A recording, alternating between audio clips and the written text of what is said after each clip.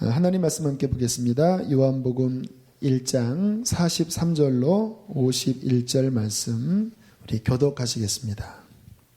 마지막 절은 같이 읽겠습니다. 요한복음 1장 43절로 51절입니다. 이튿날 예수께서 갈릴리로 나가려 하시다가 빌립을 만나 이르시되 나를 따르라 하시니 빌립이 나다나엘을 찾아 이르되 모세가 율법에 기록하였고 여러 선지자가 기록한 그 일을 우리가 만났으니 요셉의 아들 나사렛 예수니라. 나다나엘이 이르되 나사렛에서 무슨 선한 것이 날 수 있느냐. 빌립이 이르되 와서 보라 하니라. 예수께서 나다나엘이 자기에게 오는 것을 보시고 그를 가리켜 이르시되 보라 이는 참으로 이스라엘 사람이라 그 속에 간사한 것이 없도다.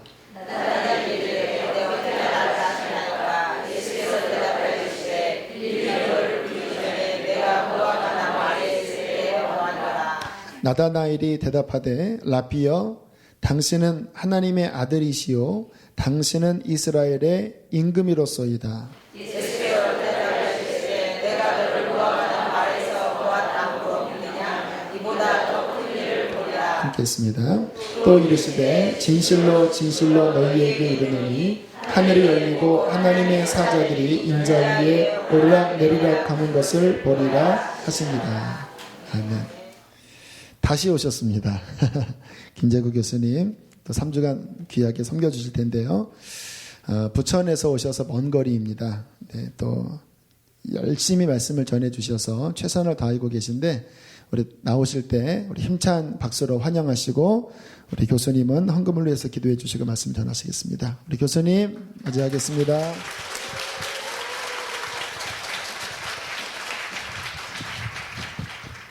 기도하겠습니다. 사랑의 하나님 감사합니다.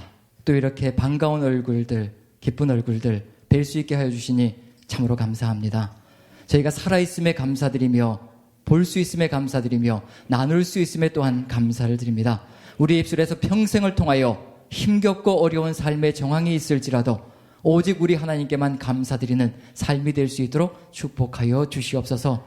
오늘도 하나님 주신 건강을 가지고 나왔사오니 오직 하나님 말씀 나누며 귀하게 하나 될 수 있도록 복에 복을 더하여 주시옵소서. 특별히 마음을 정하여 하나님께 물질을 드린 그 심령들도 하나님 축복하여 주시사 부족함이 없게 하여 주시며 이 드려진 물질들이 하나님 사명 위하여 사역 위하여 귀하게 쓰여질 수 있도록 하나님께서 곳곳에서 주관하여 주시고 인도하여 주시옵소서. 오늘도 처음부터 끝까지 우리 주님 장중에 맡깁니다. 주의 성령께서 운행하시지 않으시면 우리는 아무것도 할 수 없고 전하는 자도 듣는 자도 아무것도 이해할 수 없고 깨달을 수 없음을 고백합니다. 성령께서 운행하여 주시어서 칠흑 같은 어둠에 거하고 있는 우리 마음을 움직여 주시고 빛으로 함께하여 주시어 주의 말씀 깨닫게 도와주시옵소서. 감사드리며 예수님의 이름으로 기도합니다. 아멘. 할렐루야. 예, 오래간만에 몇 주 만에 또 뵙는데 예, 반갑습니다. 예. 별로 표정들이 심상치 않으세요. 심상치 않으신 이유는 오늘도 역시 마찬가지로 긴 시간 고문이 시작될 것 같고요. 목사님은 일찍 끝내길 바라실지 모르겠지만 저는 1시간 반으로도 될까 지금 고민을 하고 있는 중입니다. 3주로 쪼개야 되기 때문에 3주 동안에 어떻게 해야 될 것인가 고민을 하면서 지금 오늘도 모쪼록 8시 반에는 끝날 수 있기를, 아니 9시 반쯤에는 끝날 수 있기를 소망을 하면서요. 각오를 좀 단단히 다지시고 인상도 좀 푸시고요. 끝까지 좀 갈 수 있었으면 좋겠습니다. 이렇게 미리 말씀드리는 것은 제가 이게 9시만 넘어가면 두렵고 떨려서 미리 이렇게 암시를 여러분들에게 드리는 겁니다. 자, 끝날 때까지 우리 같이 한마음 되어서 잘 풀어갔으면 좋겠습니다. 자, 신구약 중간사를 풀어가야 되는데요. 이건 성경에 내용이 나와 있나요? 안 나와 있나요? 네, 거의 안 나와 있습니다. 그러다 보니까 아까 우리 대표 기도해 주시는 분, 저는 기도를 들으면서 제가 이제 하나님이 아닌 게 참 감사한데 기도를 들으면서 오늘 은혜가 넘치고 충만하게 하나님의 역사해 주시라는 그런 기도를 해 주셨는데 성경에도 안 나와 있는 내용을 가지고 어떻게 은혜를 끼칠 수 있을까 이 두려움을 가지고 서게 됩니다. 어쨌든 나와 있지는 않지만 그 내용들 하나하나가 하나님의 역사 속에 다 들어가 있기 때문에 그 내용을 풀어가면서 우리 같이 한번 주의 뜻을 나눠봤으면 좋겠습니다. 신구약 중간사라는 명칭에서 알 수 있듯이요, 이건 우리 그리스도인들만이 가지고 있는 역사입니다. 유대인들은, 이스라엘 사람들은 신구약 중간사라는 말 자체가 없습니다. 왜냐하면 신약 성경도 없고 예수 그리스도를 메시아로 섬기고 있지 않기 때문에 유대인들에게는 신구약 중간사라는 역사 자체가 없습니다. 그래서 유대인들이 배우는 역사는 뭐냐면 주데이즘이라고, 이제 종교학부에서 유대교 신학에 대해서 배우거든요. 왜 어떻게 이스라엘의 역사가, 이스라엘 신앙이, 즉 고대 이스라엘 신앙이 포로기를 거치면서 유대교로 변화되어져 왔느냐, 그걸 배우는 게 유대인들입니다. 그런데 우리는 뭘 배우냐면 그 과정들이 다 신구약 중간사에 들어가면서 우리의 그리스도인으로서 어떻게 신약 성경과 연결되어질 것인가, 그걸 이제 고민하면서 배우는 시간이거든요. 그래서 신구약 중간사는 다분히 그리스도인들 중심적인 시야를 가지고 있는 것이고, 우리가 중간사를 통해서 이제 신약 성경으로 어떻게 연결되어져야 되는가라는 고리를 발견하지 못한다면 이게 의미가 없어질 수가 있습니다. 그래서 헬라 시대 알렉산더 대왕이 어떤 의미를 가지고 있으며, 또 그 뒤를 이어서 잠시 독립기를 가졌던 하스몬 왕조 시대가 있는데, 그 100여 년의 하스몬 왕조 시대가 어떤 의미를 가지고 있고, 신학적으로 그 다음에 하스몬 왕조가 또 로마에 무너지면서 로마가 팔레스타인에 들어오면서 이제 로마의 시대가 시작되는데, 그 로마는 또 신약 성경 속에서 어떤 의미를 가지고 우리에게 연결되어지고 있는지 아마 그런 것들을 좀 밀도 있게 다뤄봐야 될 것 같습니다. 오늘은 이제 하스몬 왕조를 중심으로 들어갈 건데요, 하스몬 왕조를 얘기하기 위해서는 그 전의 이야기들 좀 펼쳐가야 될 것 같고요, 다니엘서도 간단하게 봐야 될 것 같습니다.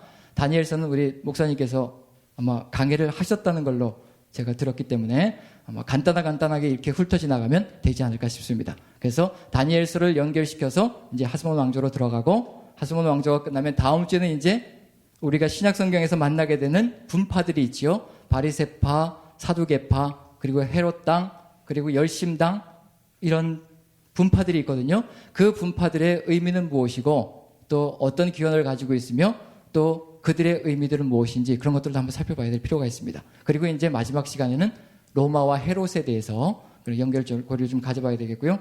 오늘은 하스몬 왕조를 하면서 아마 헤롯 왕이 어떻게 하스몬 왕조에 연결되고 있는지, 그 연결고리까지만 하면 될 수 있을 것 같아요.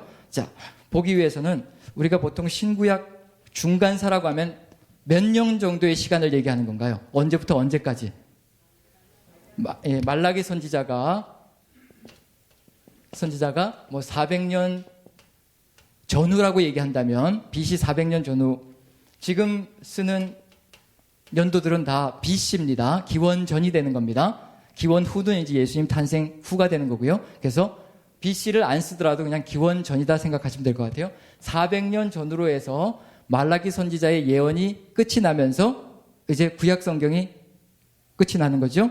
그리고 나서 약 이것부터 예수님 탄생 때까지 약 400년의 기간을 무엇이라고 보느냐 하면 신구약 중간기라고 얘기를 합니다. 그래서 구약 성경과 신약 성경의 내용이 정확하게 들어가 있지 않는 기간, 이렇게 해서 이제 중간기를 따지는데요. 그런데 엄밀하게 구약 성경 속에서 이 신구약 중간사 400년의 절반 정도는 커버가 됩니다. 절반 정도의 역사는 어떻게 흘러가고 있는지 어렴풋이는 느껴볼 수가 있어요. 그리고 왜냐하면 164년경까지의 역사는 구약 성경에 들어가 있기 때문에, 그래서 그것들을 잠시 추적했다가 연결시켜서 하스몬 왕조로 이제 이어가야 될 것 같아요.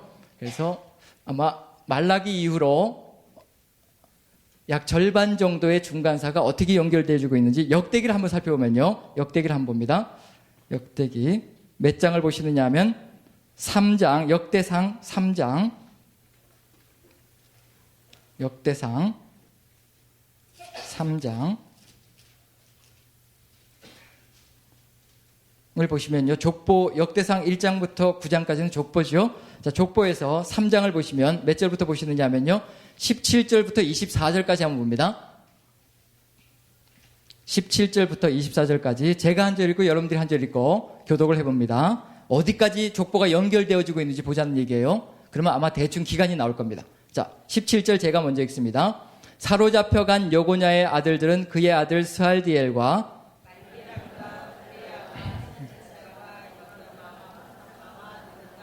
사로잡혀간 여고냐는 누구냐면요, 여호야긴 왕입니다. 바벨론의 포로로 잡혀간 왕입니다. 자, 19절 제가 읽을게요. 부다야의 아들들은 스룹바벨과 시므이요, 스룹바벨의 아들은 무슬람과 하나냐와 그의 매제 슬로밋과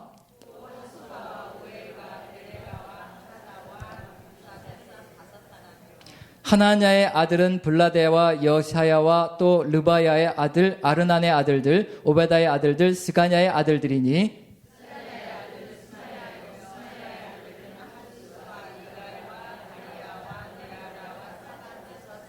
느아랴의 아들은 에료에네와 히스기야와 아스리감 세 사람이요.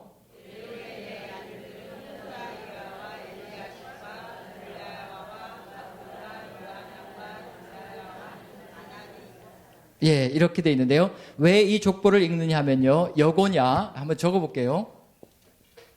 여고냐는 여호야긴이라고 말씀드렸죠. 여호야긴의 다른 이름이 여고냐입니다. 그 다음에 또 여고냐의 아들이 누가 되나요? 스알디엘의 아들이 누가 되나요? 19절. 스알디엘의 아들은 말기람과 부다야와 세나살 이렇게 들어가지요. 그 다음에 19절 보면 부다야의 아들이 나오죠. 직계만 적는 겁니다. 지금 직계로 어떻게 연결되어지고 있는지 그것만 적는 거예요. 다 조건 적을 수가 없고요. 여기서 여고냐가 스알디엘로 연결되고 스알디엘이 또 누구에게로 연결되느냐면 스룹바벨로 연결됩니다. 스룹바벨은 아시죠? 누군가요? 예, 스룹바벨은 포로에서 돌아와서 제2성전을 짓는 그 사람 스룹바벨입니다. 그런데 스룹바벨에서 끝나지 않고요. 계속해서 내려갑니다. 대수가. 그 다음에 스룹바벨의 아들은 누군가요?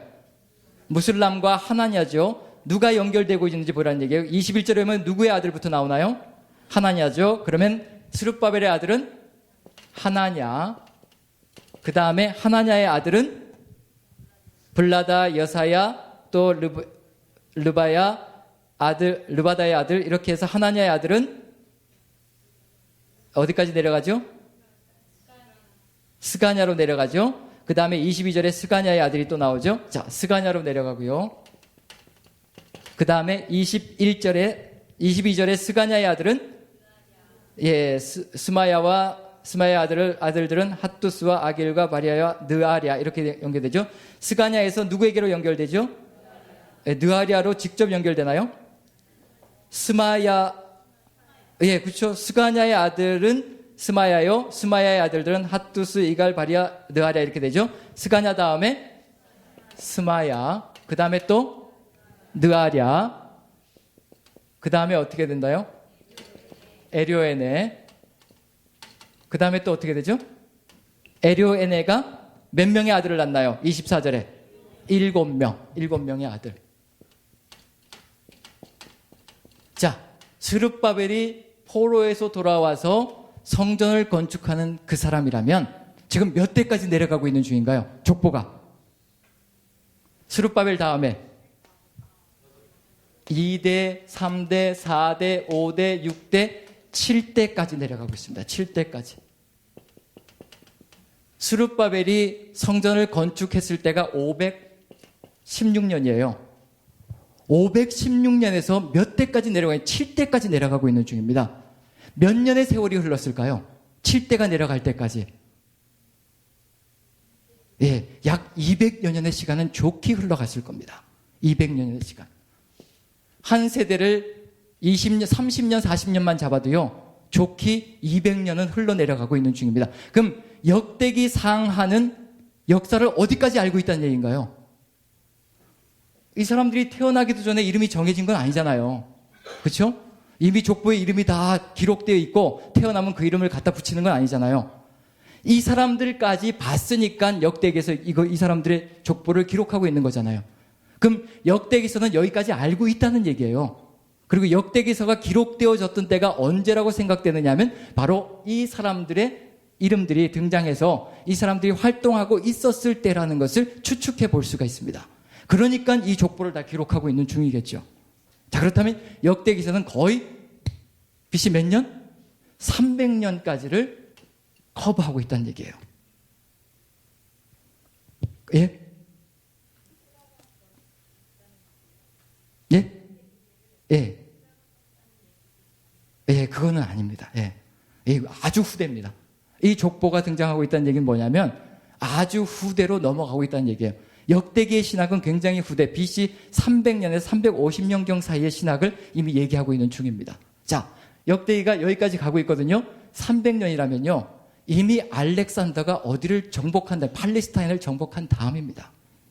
333년에 정복 사업을 시작해서 323년에 10년 만에 전 세계를 제패한 사람이 누구냐면 알렉산더거든요. 팔레스타인도 거기에 들어가는 겁니다.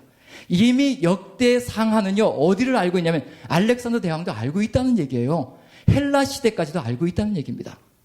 그런 시대를 살아갔다는 얘기예요. 그럼 결국은 이미 중간사에서 300년까지 왔다는 얘기 뭐냐면 여기에서 최소한 300년쯤에 기록되어졌다면 역대기는 왜 기록되어졌을까요? 이 BC 300년경에 기록되어진 이유가 뭘까요?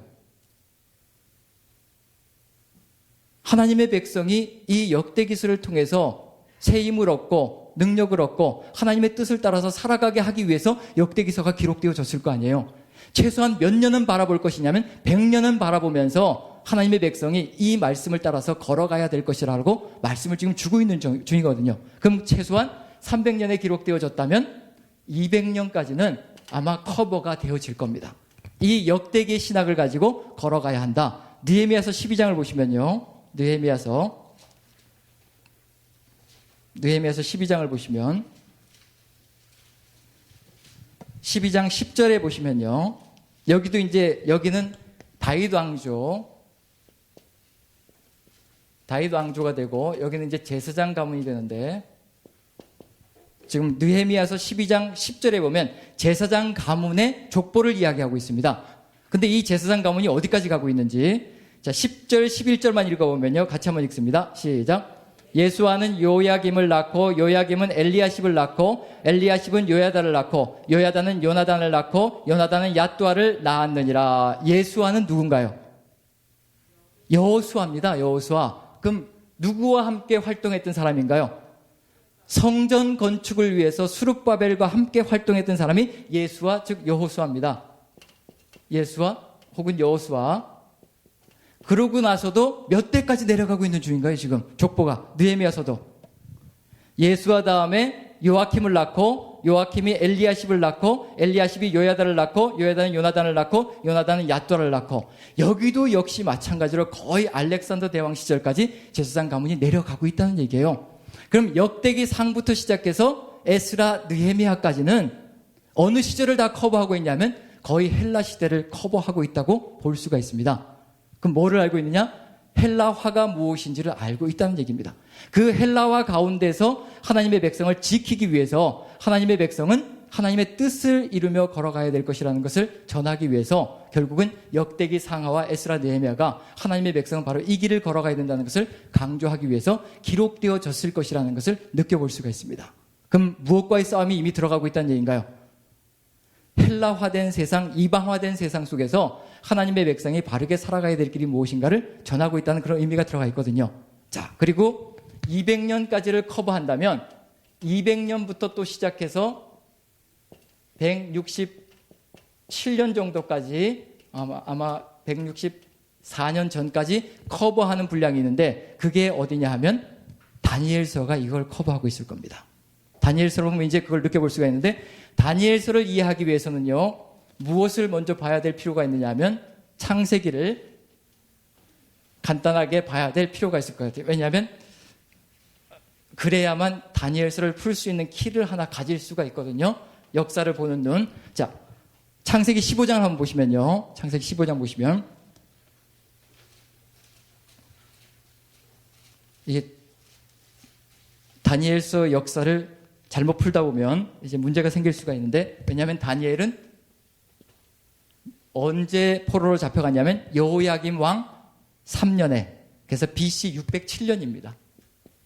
607년의 사람인데 어떻게 200년에서 167년 이 기간을 커버할 수가 있느냐. 왜냐하면 굉장한 차이가 나는 거죠. 400년 정도의 역사의 기간들이 차이가 나는 셈이거든요. 그런데 창세기 15장을 보시면요. 한번 봅니다. 역사 이해를 위해서 15장 12절부터 16절까지 12절부터 16절까지 같이 한번 읽어봅니다. 같이 시작.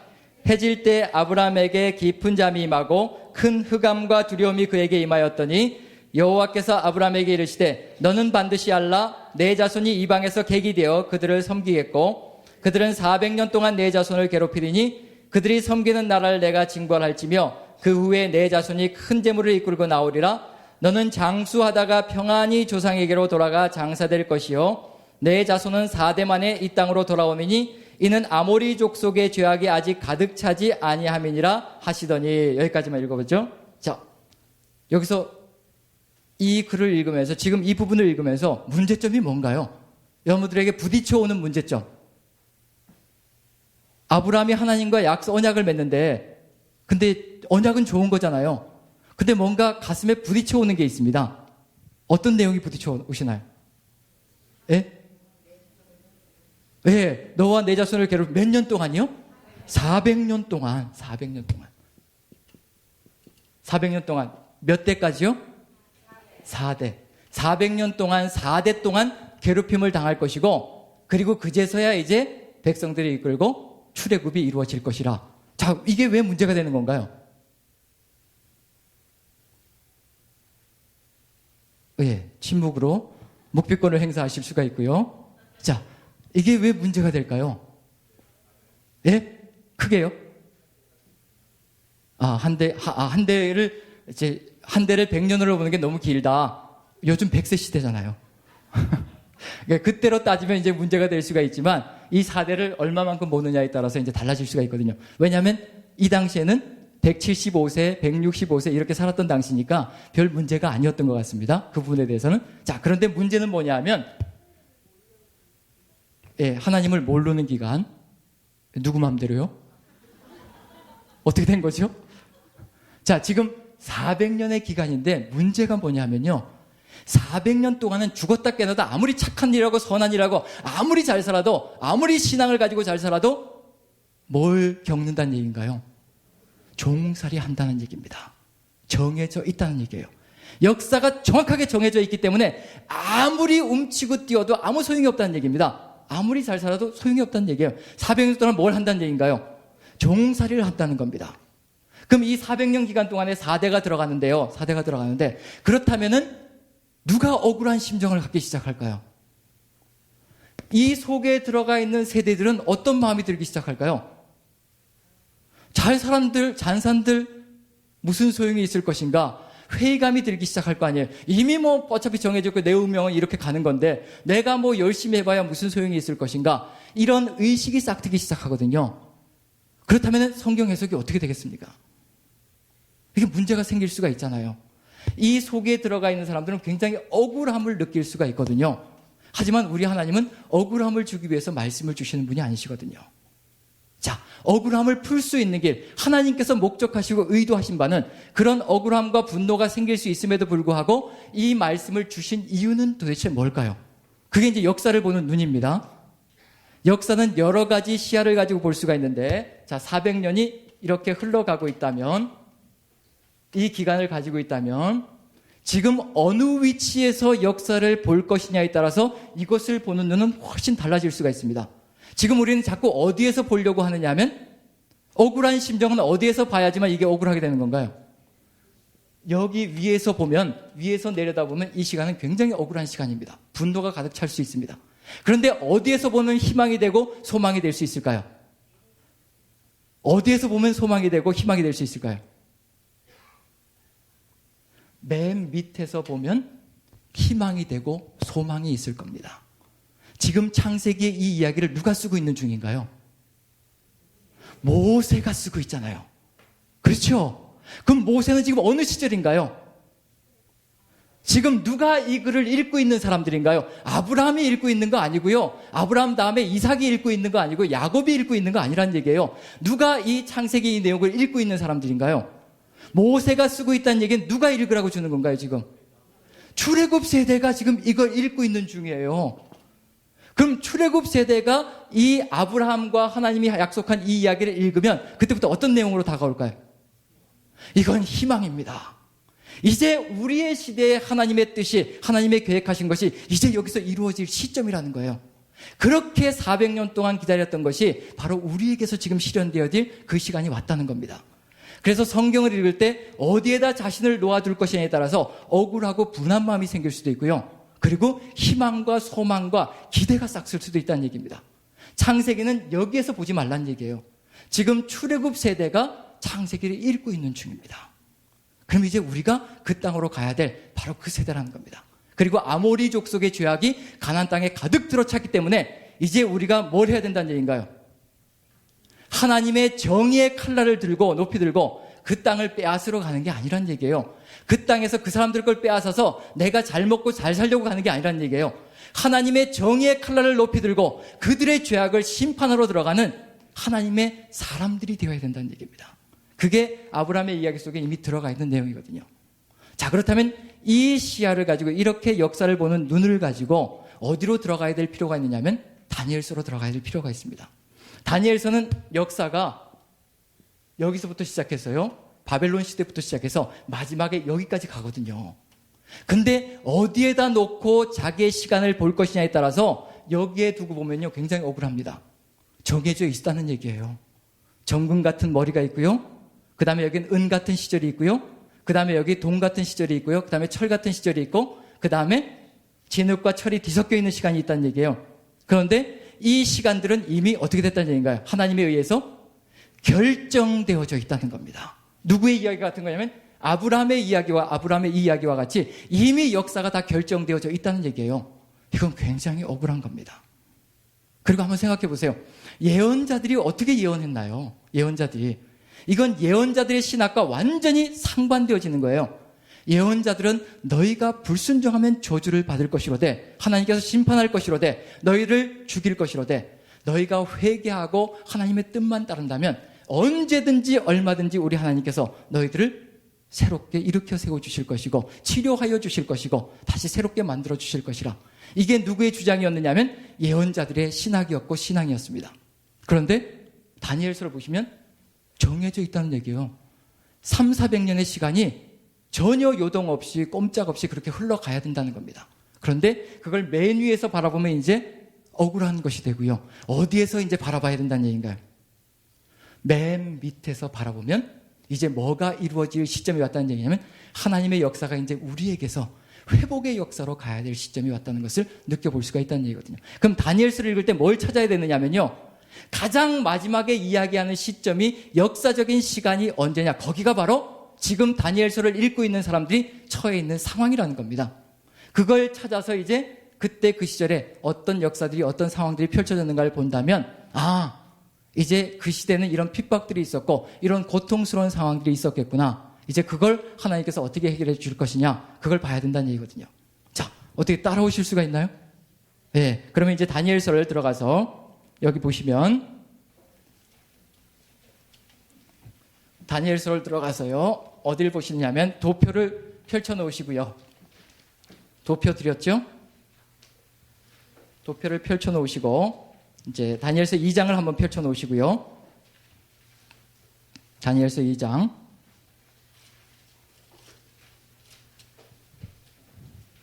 이게 다니엘서, 요한계시록 이걸 어떻게 푸냐에 따라서 굉장히 심각한 일들이 벌어질 수 있기 때문에 저도 하면서 굉장히 조심스러운 경향이 있습니다.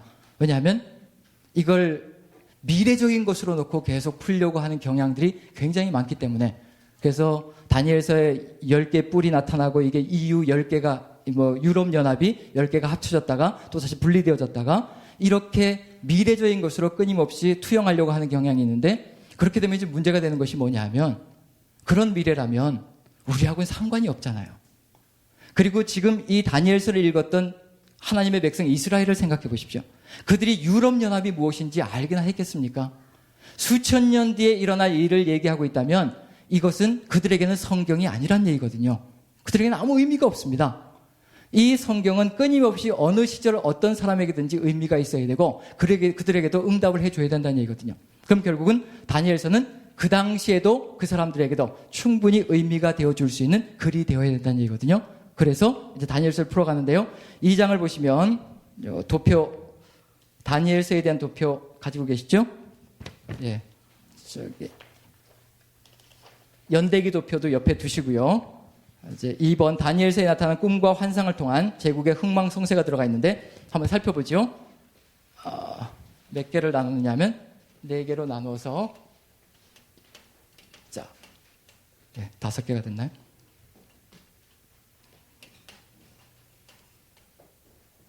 자, 처음에는 2장이에요. 이게 느부갓네살이 꿈을 꾸는데 뭘 보게 됐나요? 예, 신상을 보게 되었는데 머리는 정금으로 되어 있고요. 그 다음에 가슴, 팔, 뭐였죠? 은, 그 다음에 배와 넓적다리 노시고요. 그 다음에 종아리, 철, 그 다음에 발은 철과 진흙, 그 다음에 이제 중요한 것은 여기에 뭐가 나타나느냐면 사람의 손으로 뜨지 않은 돌이 나타나서 그 돌이 이 신상을 치고 그 다음에 태산을 이루어서 그때 하나님의 나라가 이루어진다. 그럼 이제 이걸 기대하고 있는 것이 다니엘서의 이상이라는 겁니다. 그럼 어디까지 알고 있다는 얘기인가요?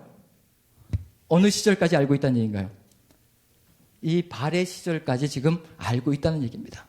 지금 여기 머리 금은 바벨론을 얘기하고요.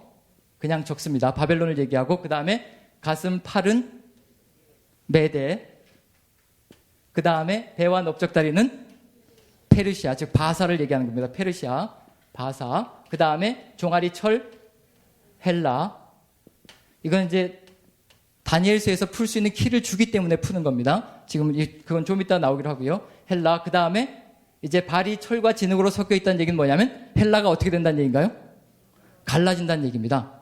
알렉산더가 10년 동안에 세계를 제패해 놓고요. 세계를 제패해 놓고 그런데 안타깝게도 33세의 나이로 어떻게 됐나요?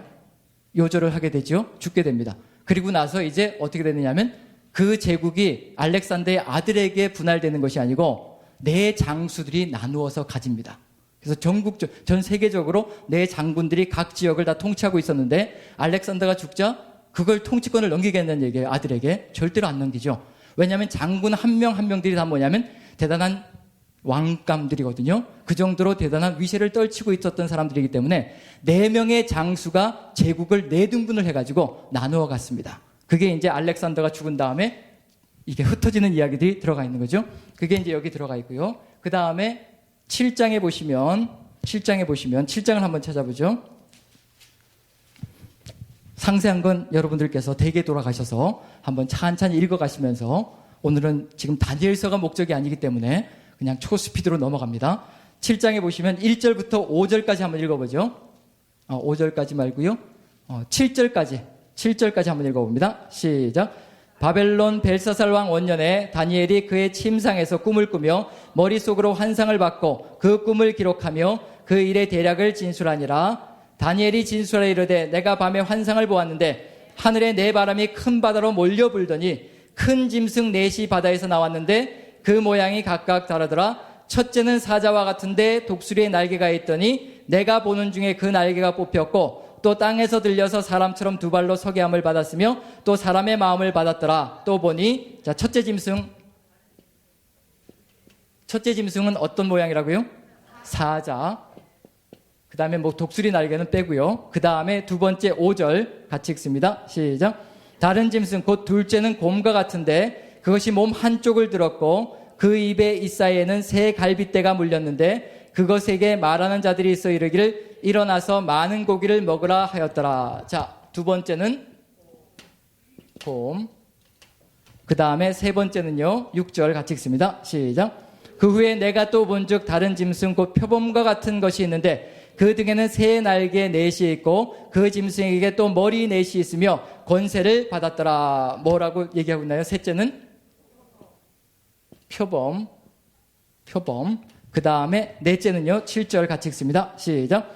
내가 밤 환상 가운데 그 다음에 본 넷째 짐승은 무섭고 놀라우며 또 매우 강하며 또 새로 된 큰 이가 있어서 먹고 부서뜨리고 그 나머지를 발로 밟았으며 이 짐승은 전에 모든 짐승과 다르고 또 10뿔이 있더라. 마지막에는 어떤 짐승인가요?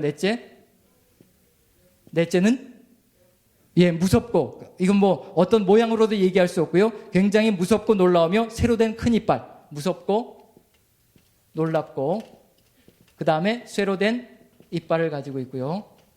여기에서 뭐가 발생한다고 얘기하고 있나요? 10뿔. 그럼 벌써 뭐가 등장하기 시작하냐면 여기 넷째 짐승까지 왔고요. 여기 4가지가 등장하고 있었죠. 헬라까지 4가지가 등장하고 있었고요. 발이 철과 진흙으로 섞여 있었다고 얘기하는데 그게 무엇과 연결되냐면 10뿔과 지금 연결되어진다는 겁니다. 10개가 지금 탄생되어지고 있다는 얘기예요. 그 다음에 8절 보시면 여기까지 이제 오는 겁니다. 8절 같이 읽습니다. 시작. 내가 그 뿔을 유심히 보는 중에 다른 작은 뿔이 그 사이에서 나더니 첫 번째 뿔 중에 셋이 그 앞에서 뿌리까지 뽑혔고 이 작은 뿔에는 사람의 눈 같은 눈들이 있고 또 입이 있어 큰 말을 하였더라. 뭐가 났다고요? 10뿔 중에서 또 작은 뿔 하나. 그럼 이제 뭘 얘기하고 싶은 거냐면 이제 어디에 초점을 맞추려고 하냐면 이 작은 뿔에 초점을 맞추려고 하는 겁니다.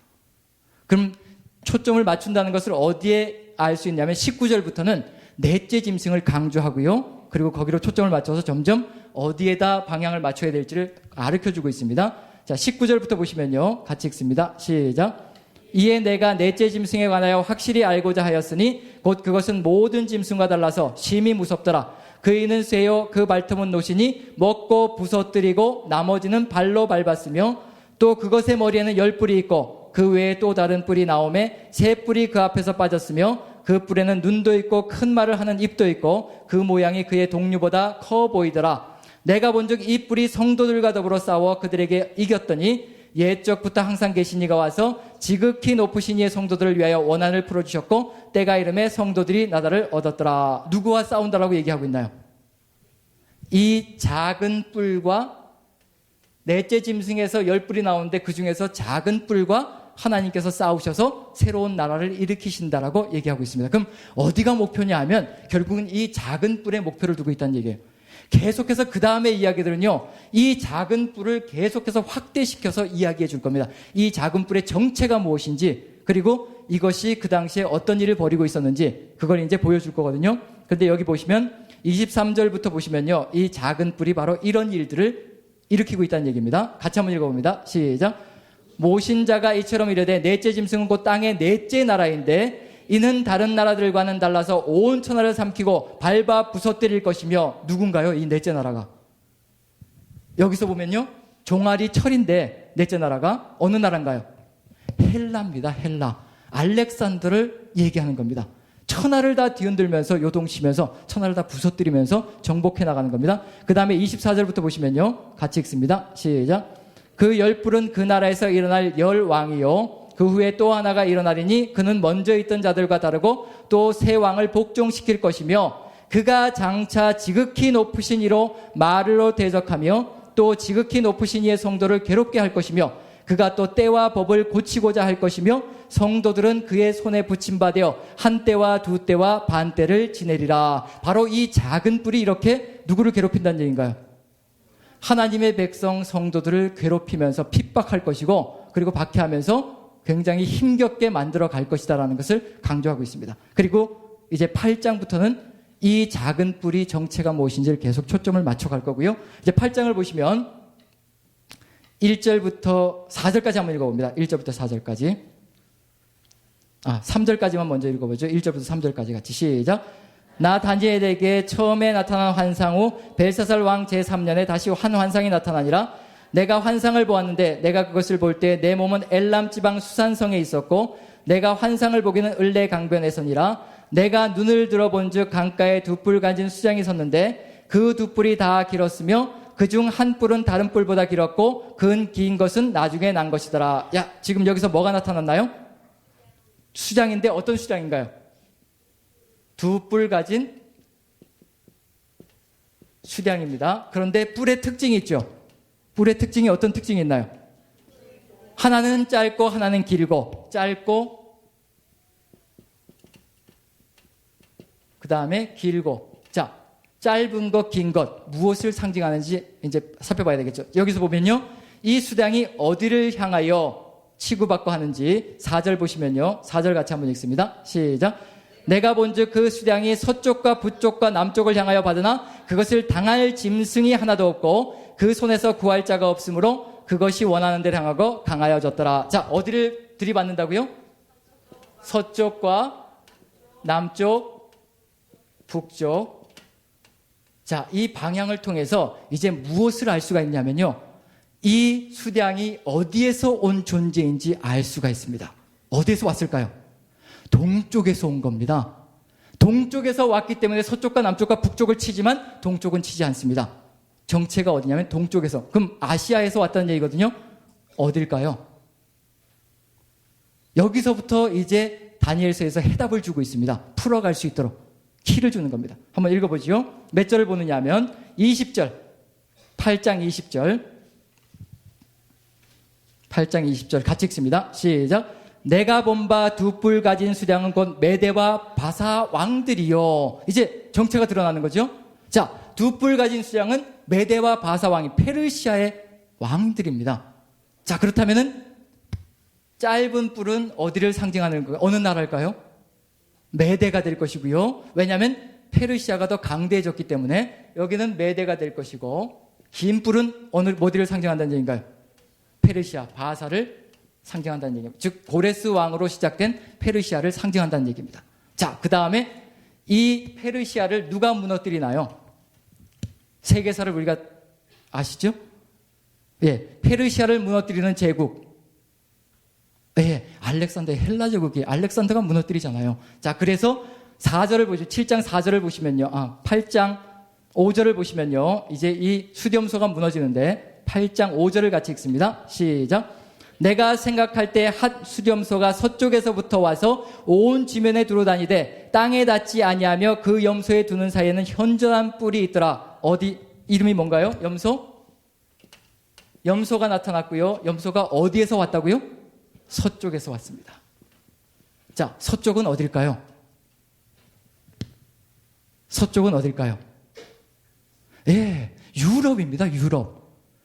여기서 동쪽은 아시아라고 얘기한다면 서쪽은 유럽을 의미하는 겁니다. 즉 유럽에서 지금 밀려오고 있다는 얘기예요, 염소가. 그런데 그 염소의 가운데 현저한 뿔이 있다고 얘기합니다. 누굴까요? 이 사람이 바로, 이 뿔이 바로 알렉산더를 상징하는 겁니다. 알렉산더, 큰 뿔. 그럼 이미 다니엘서는 뭘 다 알고 있다는 얘기냐면 이 흘러가는 역사를 대부분 다 알고 있다는 얘기입니다. 알렉산더가 누구인지도 알고 있고요. 그런데 문제는 뭐냐면요, 어디로 초점이 맞춰지고 있는지를 보라는 얘기예요. 벌써 뭐가 사라져버렸나요? 바벨론은 관심권이 아니란 얘기예요. 사라져버리는 겁니다. 여기선 이제 더 이상 얘기할 거리도 아니란 얘기입니다. 왜냐하면 점점 지금 살아가고 있는 시점이 어딘지를 강조하기 위해서 점점 내려가고 있는 중이거든요. 그래서 위에 관심권이 아닌 나라들은 점점 하나씩 제거되어질 뿐입니다. 그리고 나서 초점이 맞춰져 가는 거죠. 자, 이 알렉산더가 6절을 보시면요, 6절부터 8절까지 같이 한번 읽어봅니다. 6절부터 8절까지 같이 시작. 그것이 두 뿔 가진 수량 곧 내가 본 바 강가에 섰던 양에게로 나아가되 분노한 힘으로 그것으로 달려가더니 내가 본즉 그것이 수량에게로 가까이 나아가서는 더욱 성내어 그 수량을 쳐서 그 두 뿔을 꺾으나 수량에게는 그것을 대적할 힘이 없으므로 그것이 수량을 땅에 엎드러뜨리고 짓밟았으나 수량을 그 손에서 벗어나게 할 자가 없었더라. 수렴소가 스스로 힘이 강대하여 가더니 강성할 때 그 큰 뿔이 꺾이고 그 대신에 현저한 뿔 넷이 하늘 사방을 향하여 났더라. 자, 누가 죽었나요? 알렉산더가 죽고 네 장수들이 제국을 4등분해서 나눠 가집니다. 그게 바로 어디냐면 여기 연대기표를 드렸죠. 연대기표를 드렸는데 거기에 보시면 여기 맨 끝에 알렉산더의 네 장군들이 들어가 있죠. 알렉산더의 네 장군들, 카산더, 리시마쿠스, 셀루쿠스, 프톨레미, 이 네 장수가요, 제국을 4등분해서 나누어 가집니다. 그리고 중요한 건 뭐냐면 이제 다니엘서는 어디에 관심을 모을 것이냐면 팔레스타인 땅, 즉 하나님의 백성과 연관되어져 있는 장수들만 연결시킬 겁니다. 왜냐하면 다른 사람들은 관심권이 아니기 때문에. 누구는 제거될 것이냐면 카산더, 마케도니아를 통치하는 카산더는 관심권이 아니고요. 그 다음에 소아시아를 다스렸던 리스마쿠스도 관심권이 아니고요. 누가 관심권이냐면 이제 지도를 보게 되면 여기 시리아 지역, 시리아, 메소포타미아, 그 다음에 여기가 이제 가나안, 여기가 이제 이집트, 이 지역인데 두 장수가 이 지역을 다스리는데요. 여기 메소포타미아, 시리아 지역을 누가 장악하냐면 셀루쿠스가 장악합니다. 셀루쿠스가 장악하고요. 이 이집트 지역을 누가 장악하느냐면 프톨레미가 장악을 합니다. 그럼 이제 하나님의 백성 이스라엘은 이 가운데 끼어서요. 어느 쪽이 힘이 세냐에 따라서 거기에 포함되고 또 끊임없이 이 둘이 싸울 때 가운데 끼어서 끊임없이 힘이 센 쪽으로 포함되어질 수밖에 없습니다. 프톨레미 왕조가 힘이 세질 때는 가나안 지역 하나님의 백성을 복속시키고요. 그 다음에 셀루쿠스 왕조가 힘이 세지면 여기를 또 복속시키고요. 이런 과정이 이제 계속 보여질 거거든요. 그게 이제 11장을 보시면요. 11장을 보시면 1절부터 4절까지 같이 한번 읽어봅니다. 1절부터 4절까지 같이 시작. 내가 또 메대 사람 다리오 원년에 일어나 그를 도와서 그를 강하게 한 일이 있었느니라. 이제 내가 참된 것을 내게 보이리라. 보라, 바사에서 또 새 왕들이 일어날 것이요 그 후에 넷째는 그들보다 심히 부유할 것이며 그는 그 부유함으로 강하여진 후에는 모든 사람을 충동하여 헬라 왕국을 칠 것이며. 자, 이제 어디는 또 사라져 버렸나요? 아니, 이제 어디부터 시작하고 있어요? 바사 이야기부터 시작하고 있잖아요. 어디도 사라져 버린 건가요? 이제 메대도 관심권이 아니라는 얘기입니다. 점점 하나씩 제거되어지고요. 점점 초점이 다니엘서가 얘기하고자 하는 그 하나님의 백성이 지금 겪고 있는 그 상황으로 초점을 계속 맞춰가고 있는 중입니다. 제국이 하나씩 사라져가고요. 관심에서 제거되어집니다. 자, 11장은 벌써 바사 이야기부터 시작하고 있습니다. 그 다음에 바사 이야기도 딱 한 절로 두 절로 축약해버리고 있습니다. 그럼 관심권이 아니라는 얘기예요. 자, 2절까지요. 그 다음에 3절. 헬라 왕국을 친다 그랬는데 이 헬라 왕국과 전쟁만 하지 않았어도 페르시아가 이 전쟁만 치르지 않았어도 아마 페르시아는 굉장히 오래 갈 수 있는 굉장한 나라였을 겁니다. 그런데 왜 유럽까지 진격을 해서 헬라를 쳐들어가는지 그건 모르겠지만 우리가 잘 아는 마라톤 전투도 있죠. 마라톤 전투도 페르시아가 헬라 왕국으로 쳐들어간 거예요. 근데 결국 누가 이겼나요? 군사적으로 본다면 페르시아 제국의 군사들이 엄청 더 많은 숫자를 가지고 헬라로 진격해 들어갔습니다. 그런데 결국 마라톤 전투에서 패배하고 말았죠. 그리고 거기서 그 유명한 그리스의 용사가 전쟁에 승리한 다음에 한 용사가 본국까지 뛰어가서 42.195km를 뛰어가서 본국에 우리가 이겼다라고 승전보를 전하고 그 자리에서 죽었죠. 그래서 그걸 기념하기 위해서 마라톤이 생겨난 거고요. 그 마라톤 전투에서 그게 누구와의 전쟁이냐면 페르시아와 헬라의 전쟁이었습니다. 근데 점점 페르시아는 계속 헬라에 당하고요. 패배하기 시작합니다. 그리고 마지막에는 3, 4절 보시면요. 3, 4절 같이 읽습니다. 시작. 장차 한 능력 있는 왕이 일어나서 큰 권세로 다스리며 자기 마음대로 행하리라. 누굴까요? 페르시아를 무너뜨린 알렉산더가 일어나는 거죠. 그 다음에 4절 보시면 그가 죽은 다음에 같이 시작. 그러나 그가 강성할 때 그의 나라가 갈라져 천하 사방에 나눠일 것이나 그의 자손에게로 돌아가지도 아니할 것이요 또 자기가 주장하던 권세대로도 되지 아니하리니 이는 그 나라가 뽑혀서 그 외에 다른 사람들에게로 돌아갈 것임이니라. 어디까지 단 한두 절로 축약해버리나요? 헬라의 알렉산더와 그 이후 네 장수에게 분할된 것까지요. 단 몇 절로 요약해버립니다. 그건 무슨 얘기냐면 이건 관심이 아니란 얘기예요. 다음이 관심거리라는 얘기입니다. 근데 그 다음에 이제 어떤 일이 벌어질까요? 여기는 지역적으로 동서남북 어딘가요? 여기는 남쪽. 그렇죠. 이 하나님의 백성의 관점에서 보는 거니까 이쪽은 남쪽, 이쪽은 북쪽이죠. 그래서 그 다음에 이야기는 뭐냐면 이제 남방왕과 북방왕의 전쟁으로 이제 들어가기 시작합니다. 이제 그 시점이 점점 좁혀지기 시작하는 거예요.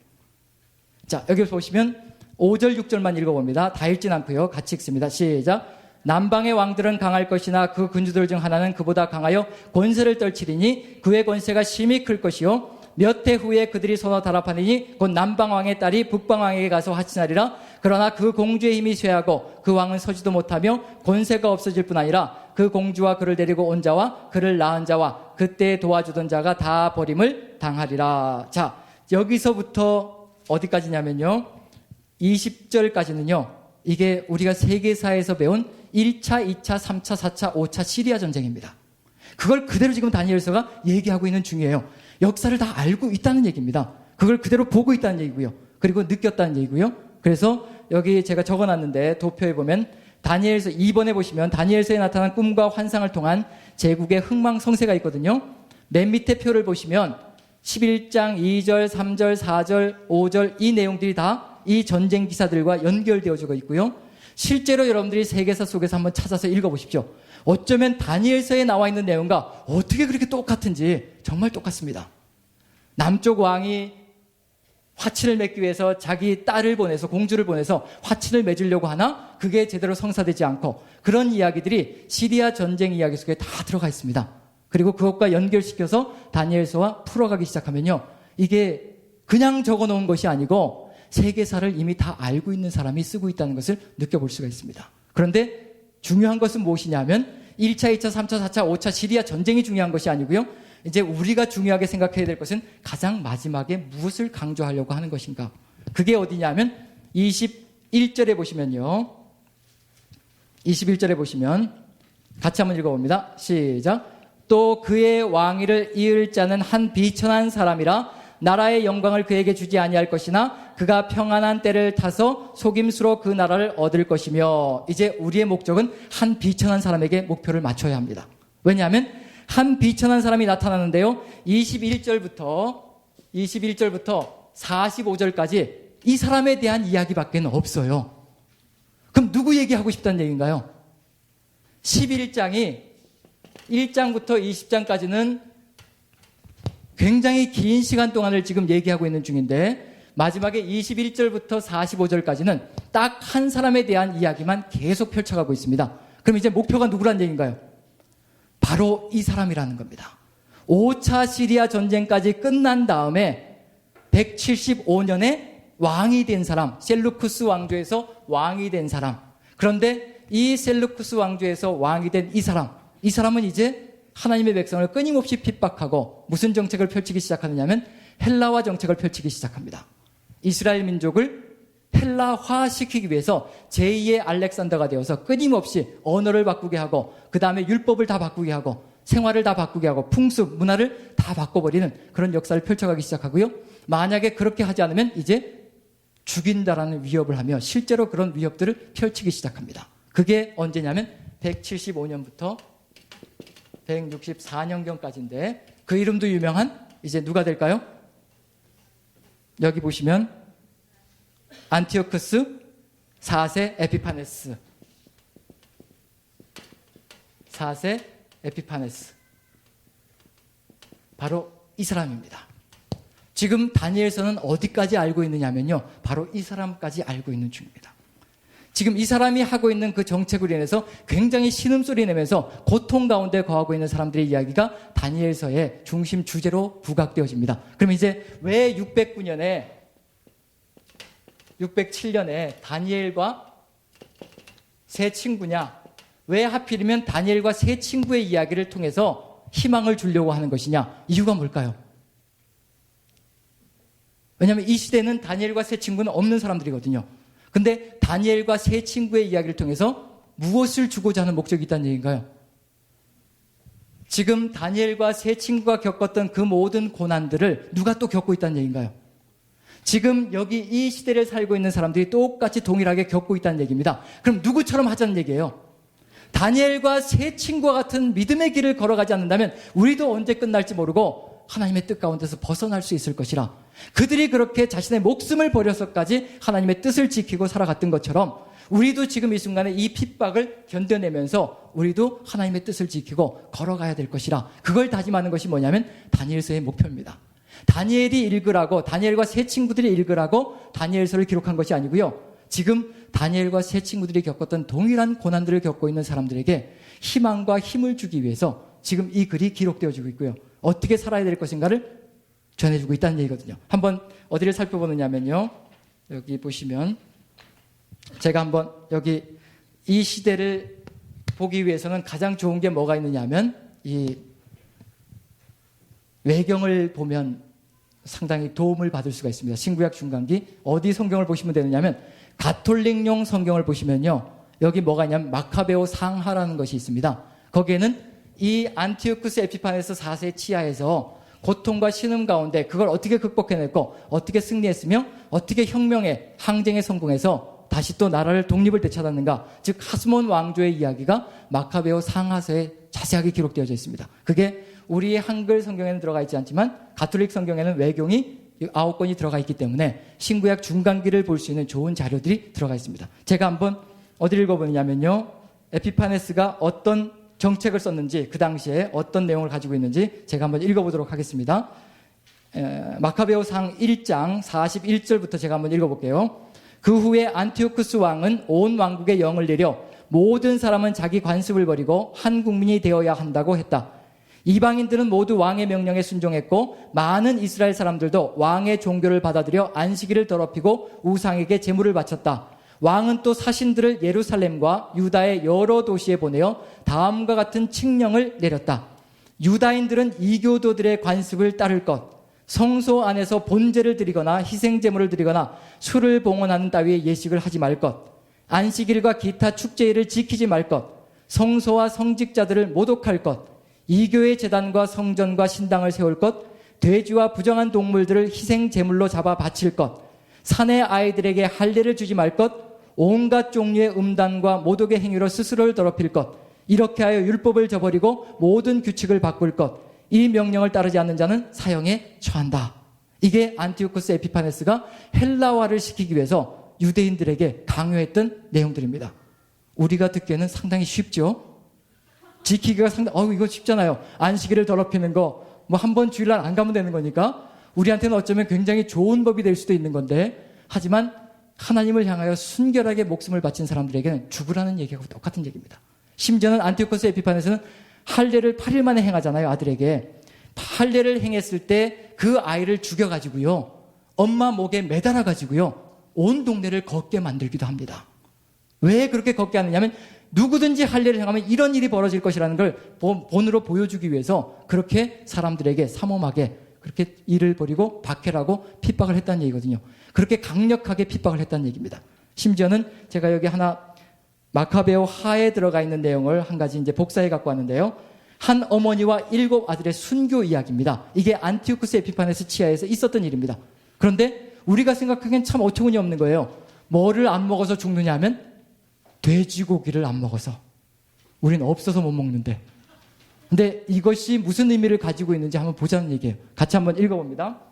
제가 한 절 읽고 여러분들이 한 절 읽고, 자, 1절부터 좀 길긴 하지만 그래도 어느 정도로 그 당시에 핍박이 심했으며 어느 정도로 순결을 지키기 위해서 애를 썼는지 한번 살펴볼 필요가 있을 것 같아요.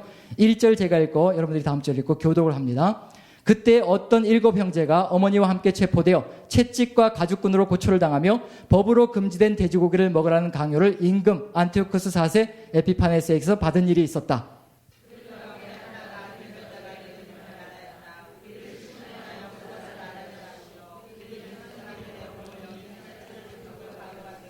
그러자 임금은 화가 나서 냄비와 솥을 불에 달구라고 명령하였다.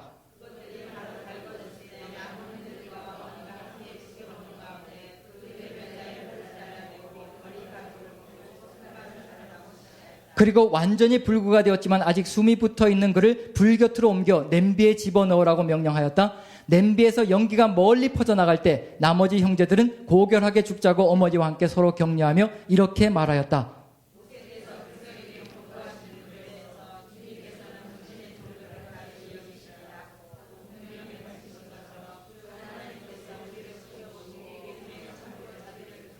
예, 일단 여기까지 읽어보고요. 자, 그럼 이제 다니엘의 세 친구들 사드락과 메삭과 아벳느고가 들어갔던 풀무불은요, 절대로 거짓말이 아니라는 얘기입니다. 안티오쿠스 에피파네스 시절에는요, 이게 일상이었습니다. 그런데 중요한 건 뭐냐면요, 사드락과 메삭과 아벳느고가 그리 아니하실지라도, 하나님께서 우리를 구해주실 것이로되 그리 아니하실지라도 우리는 당신의 신을 섬기지 않을 것입니다. 그리 아니하실지로다가 뭐냐면요, 다니엘의 시절은 비록 사드락과 메삭과 아벳느고는 구원을 받았을지 모르겠지만, 하지만 안티오쿠스 에피파네스 시절에는요, 구원받은 사람의 숫자는 거의 없다는 얘기입니다. 이런 화로 속에, 화롯불 속에, 그리고 풀무불 속에 이렇게 던져져서 죽어간 무수히 많은 생명들이 있다는 얘기입니다. 하나님의 구원의 손길은 보이지 않고요. 그럼에도 불구하고 뭘 지키자는 얘기인가요? 그리 아니하실지라도 뭘 하자는 얘기인가요? 신앙을 지키자는 겁니다. 그게 이 시절에 있었던 일들입니다. 우리에게도 만약에 이런 일이 닥친다면 우리는 지금 어떻게 할 것인지 한번 고민해 보십시오. 우리는 핍박이 없고 박해가 없는 굉장히 행복한 시절을 보내고 있거든요. 그런데도 힘들다고 아우성을 쳐댑니다. 만약에 우리 눈앞에 가마솥을 시뻘겋게 달고 놓고 하나님을 믿는다 하면 여기에 던져질 것이로되 믿지 않는다 하면 살려줄 것이라 한다면 누가 감히 하나님을 믿겠다라고 거기에서 큰 소리 칠 수 있을 것인지. 나는 괜찮습니다. 내 자식들을 옆에다 갖다 놓고 너희 자식들을 거기에 던질 것이라고 얘기하면 누가 그 자리에서 고결한 신앙을 지키며 걸어갈 수 있을 것인가? 지금 다니엘서는 그걸 고민하고 있는 중입니다. 그럼에도 불구하고 목숨을 누구에게 던지라는 얘기인가요? 하나님께 내맡기라는 얘기입니다. 하나님께서 지키실 것이기 때문에. 자, 그 다음에 7절을 제가 읽습니다. 첫째가 이런 식으로 죽자 그들은 둘째를 조롱하려고 끌어내었다. 그들은 머리가죽을 머리카락째 벗겨내고 물었다. 내 몸에 사지가 잘려나가는 형벌을 받기 전에 이것을 먹겠느냐?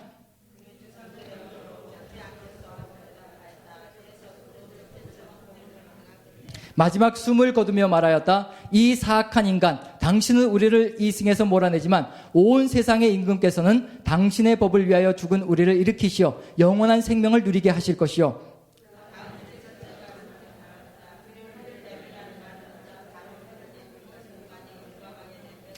교결하게 말하였다. 이 지체들을 하늘에서 받았지만 그분의 법을 위해서라면 나는 이것들까지도 하찮게 여기요. 그러나 그분에게서 다시 받으리라고 희망하오.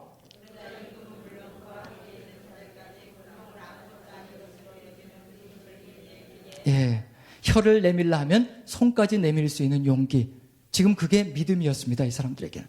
그리고 또 우리가 생각할 때 다니엘서 1장에 나와 있는 바벨론의 왕이, 바벨론 느부갓네살 왕이 주는 음식을 먹지 않을 것입니다. 우리는 그걸 채식이냐 육식이냐를 가지고 따지면서 채식이 건강에 더 좋은 것이다라고 다니엘서를 통해서 그 얘기를 하고 있다면요, 다니엘의 시대를 전혀 모르고 있는 겁니다. 지금 이 시대에 무슨 일이 벌어지고 있는지를 모르고 있다는 얘기예요. 지금 이것을 먹느냐 먹지 않느냐는요, 죽느냐 사느냐의 결단에 서는 겁니다. 먹지 않는 것은 죽음을 결정하는 것과 같은 거고요, 먹는다는 것은 살아날 수 있는 길이 있다는 것을 보여주는 겁니다. 절대 채식이냐 육식이냐 이거 가지고 건강상의 문제를 놓고 따지는 문제가 아니라는 얘기입니다. 목숨줄이 왔다 갔다 하는 신앙의 결단이 들어가 있다는 겁니다. 다니엘이 그 결단을 보여줬을 때 절대로 왕의 진미로 우리를 더럽히지 않을 것이라고 결단을 했을 때 하나님께서 꿈과 몽조를 깨닫는 지식과 지혜의 영을 불어넣어 주셨다라고 얘기하셨거든요. 우리에게도 그런 결단이 필요하다는 겁니다. 새 시대를 살아가기 위해서. 자, 그런 각오를 가지고, 그런 결단을 가지고, 그런 상황을 가지고 다니엘서를 읽으면 굉장히 새롭게 다가올 수가 있습니다. 자, 몇 절인가요?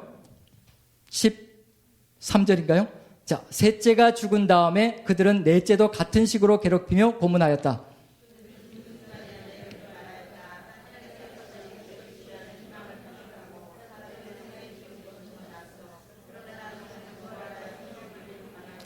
그 다음에는 다섯째가 끌려나와 고초를 당하였다.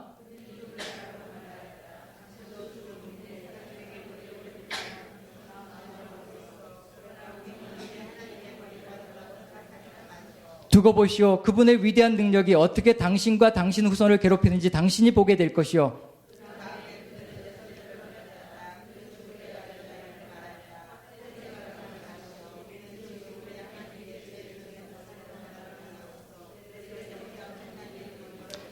그러나 감히 하나님과 싸우려 한 당신이 벌을 받지 않으리라고는 생각하지 마시오.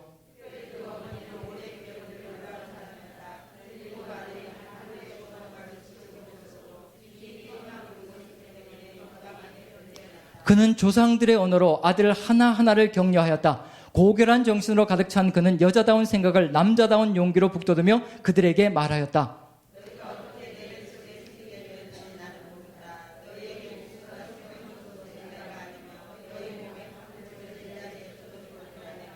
그러므로 사람이 생겨날 때 그를 빚어내시고 만물이 생겨날 때 그것을 마련해내신 온 세상의 창조주께서 자비로인 너희에게 목숨과 생명을 다시 주실 것이다.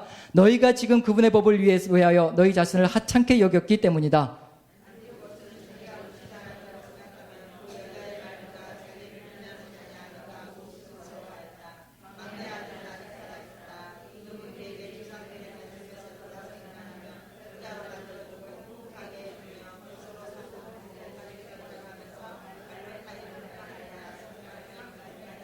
예, 일단 여기까지 읽고요. 지금 누가 강자이고 누가 약자처럼 보이나요? 박해를 받는 사람은 한 어머니와 7 아들들입니다. 그런데 지금 여러분들이 보시기엔 누가 강자이고 누가 약자 같은가요? 누가 통사정을 하고 있나요? 누가 당차게 나가고 있고요? 지금 한 어머니와 7 아들은요, 당당하게 나가고 있습니다. 그런데 절절매는 것은 오히려 누구냐면 안티오쿠스 에피파네스라는 왕입니다. 왕. 통사정을 하고요. 한 번만 더 마음을 바꿔봐라. 내가 잘해줄 테니까 어떻게 좀 해봐라. 너희들이 그 신앙을 버리면 내가 이렇게 잘해줄 것이라. 이게 누구냐 하면 세상과 하나님의 백성의 모습이 되어야 할 겁니다. 우리는 당당해야 될 필요가 있습니다. 우리의 목숨을 내놓으면요, 당당하지 않을 이유가 하등이 없습니다.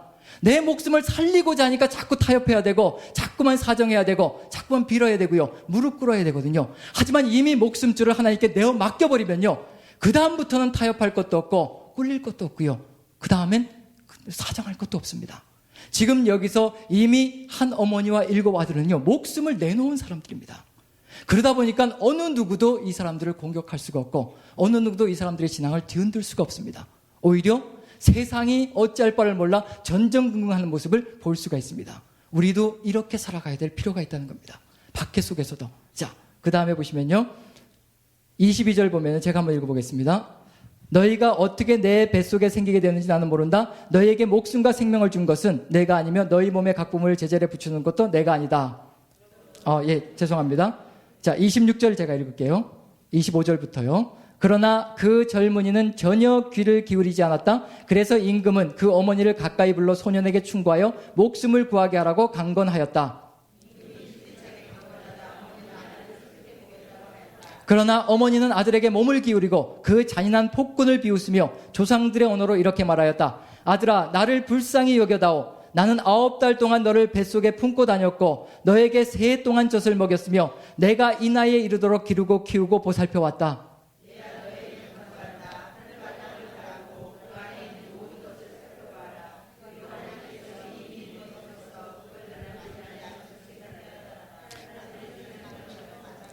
이 박해자를 두려워하지 말고 형들에게 부끄럽지 않게 죽음을 받아들여라.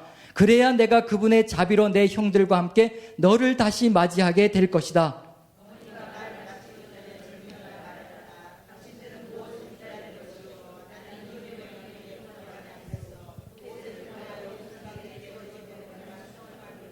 히브리인들을 거슬러 온갖 불행을 꾸며낸 당신은 결코 하나님의 손에서 벗어나지 못할 것이요. 살아계신 주님께서는 꾸짖고 가르치시려고 우리에게 잠시 화를 내시지만 당신의 종들과 다시 화해하실 것이요.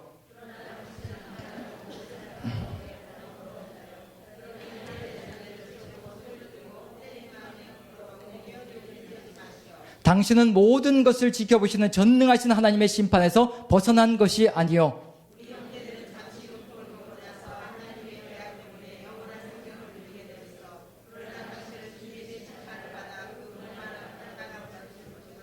나는 형들과 마찬가지로 조상들의 법을 위하여 몸도 목숨도 내놓았소. 그러면서 하나님께서 우리 민족에게는 어서 자비를 베푸시고 당신에게는 시련과 재앙을 내리시어 그분만이 하나님이심을 고백하게 해주시기를 간청하오.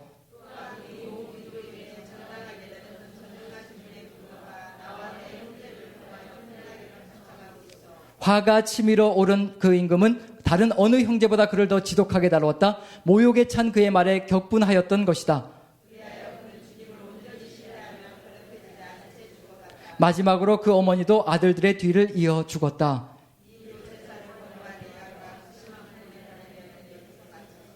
예, 마카베오 상하서에는요, 이런 고문과 박해에 대한 내용들이 많이 들어가 있습니다.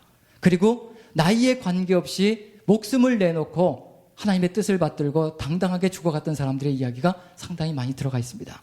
그럼 결국은 지금 우리에게도 어떤 것을 전해주고자 하는 의미가 들어가 있는가? 신구약 중간서는 전혀 공백기가 아니고요, 신앙인들의 엄청난 이야기들이 그 안에 들어가 있습니다. 우리가 지금 이런 일을 겪는다면 우리 자식들에게 당당하게 하나님께서 너를 다시 살리실 수 있으니 오늘 하나님의 이름을 위하여 당당하게 우리가 죽자라고 우리가 자식들에게 권면할 수 있을지 우리가 지금 한번 생각해 봐야 될 필요가 있을 부분입니다. 이 어머니와 7 아들들의 순교 이야기를 통해서 우리가 지금 이 순간에도 어떻게 살아가야 될 것을 한번 고민해야 될 필요가 있는 것 같습니다. 자, 이런 상황들이 지금 언제 펼쳐지고 있는 것이냐면 바로 이 안티오쿠스 에피파네스 4세 시절에 이런 일들이 벌어지고 있습니다. 다니엘서가 결코 만만한 시절을 표현하기 위해서, 만만한 시절을 살아가게 하기 위해서 우리에게 주어진 책이 아니라는 겁니다. 아주 극렬한 풀무불 같은 시련과 심판의 내용들이 가득 들어차 있거든요. 그런데 죽어가면서도 어떤 확신으로 가득 들어차 있느냐면, 어떤 기도와 간구로 들어차 있느냐면요, 하나님께서 우리에게 벌을 내리시고 우리 백성들은 용서해 주시기를.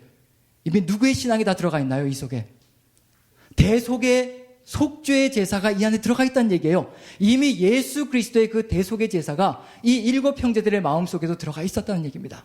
우리에게 벌과 심판을 다 내리시고 우리 민족은 구해 주시기를 바라는 간절한 소망이 이들의 심정 속에 들어 있었다는 겁니다. 그래서 우리가 하나님의 은혜 가운데서 받는 심판과 벌까지도 민족을 구하는 것으로 우리가 기도해서 올릴 수가 있다면 우리도 이런 세상을 바르게 열어갈 수 있는 길을 열어갈 수 있다는 얘기입니다. 자, 그렇다면 이제 뭘 해야 될까요?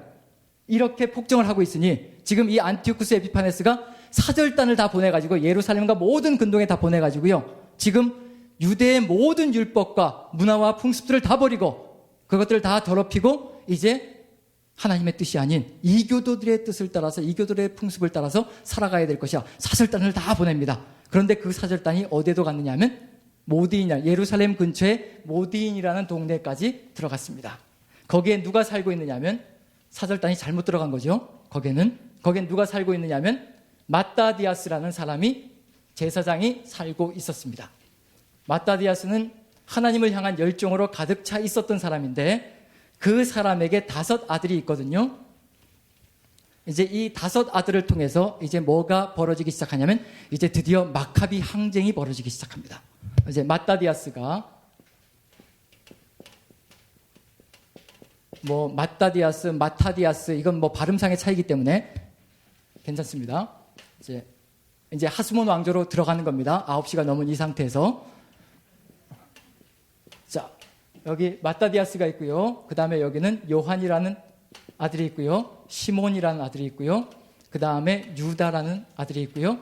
그 다음에 엘르아잘이라는, 거기 도표가 있죠. 족보 드렸죠. 엘르아잘. 그 다음에 요나단이 있습니다. 이렇게 마따디아스에게는 5명의 아들이 있습니다.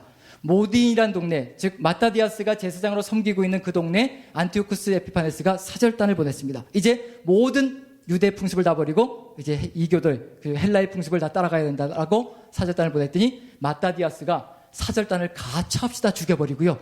그리고는 아들들을 데리고 이제 혁명의 깃발을 내걸고 이제 도피를 합니다. 거기로 누가 몰려들기 시작하냐면 이제 모든 안티오쿠스 에피파네스의 모든 폭정에, 학정에 시달리는 유대인들이, 즉 신앙으로 똘똘 뭉친 사람들, 그 사람들을 뭐라고 부르냐면 하시딤이라고 부르거든요.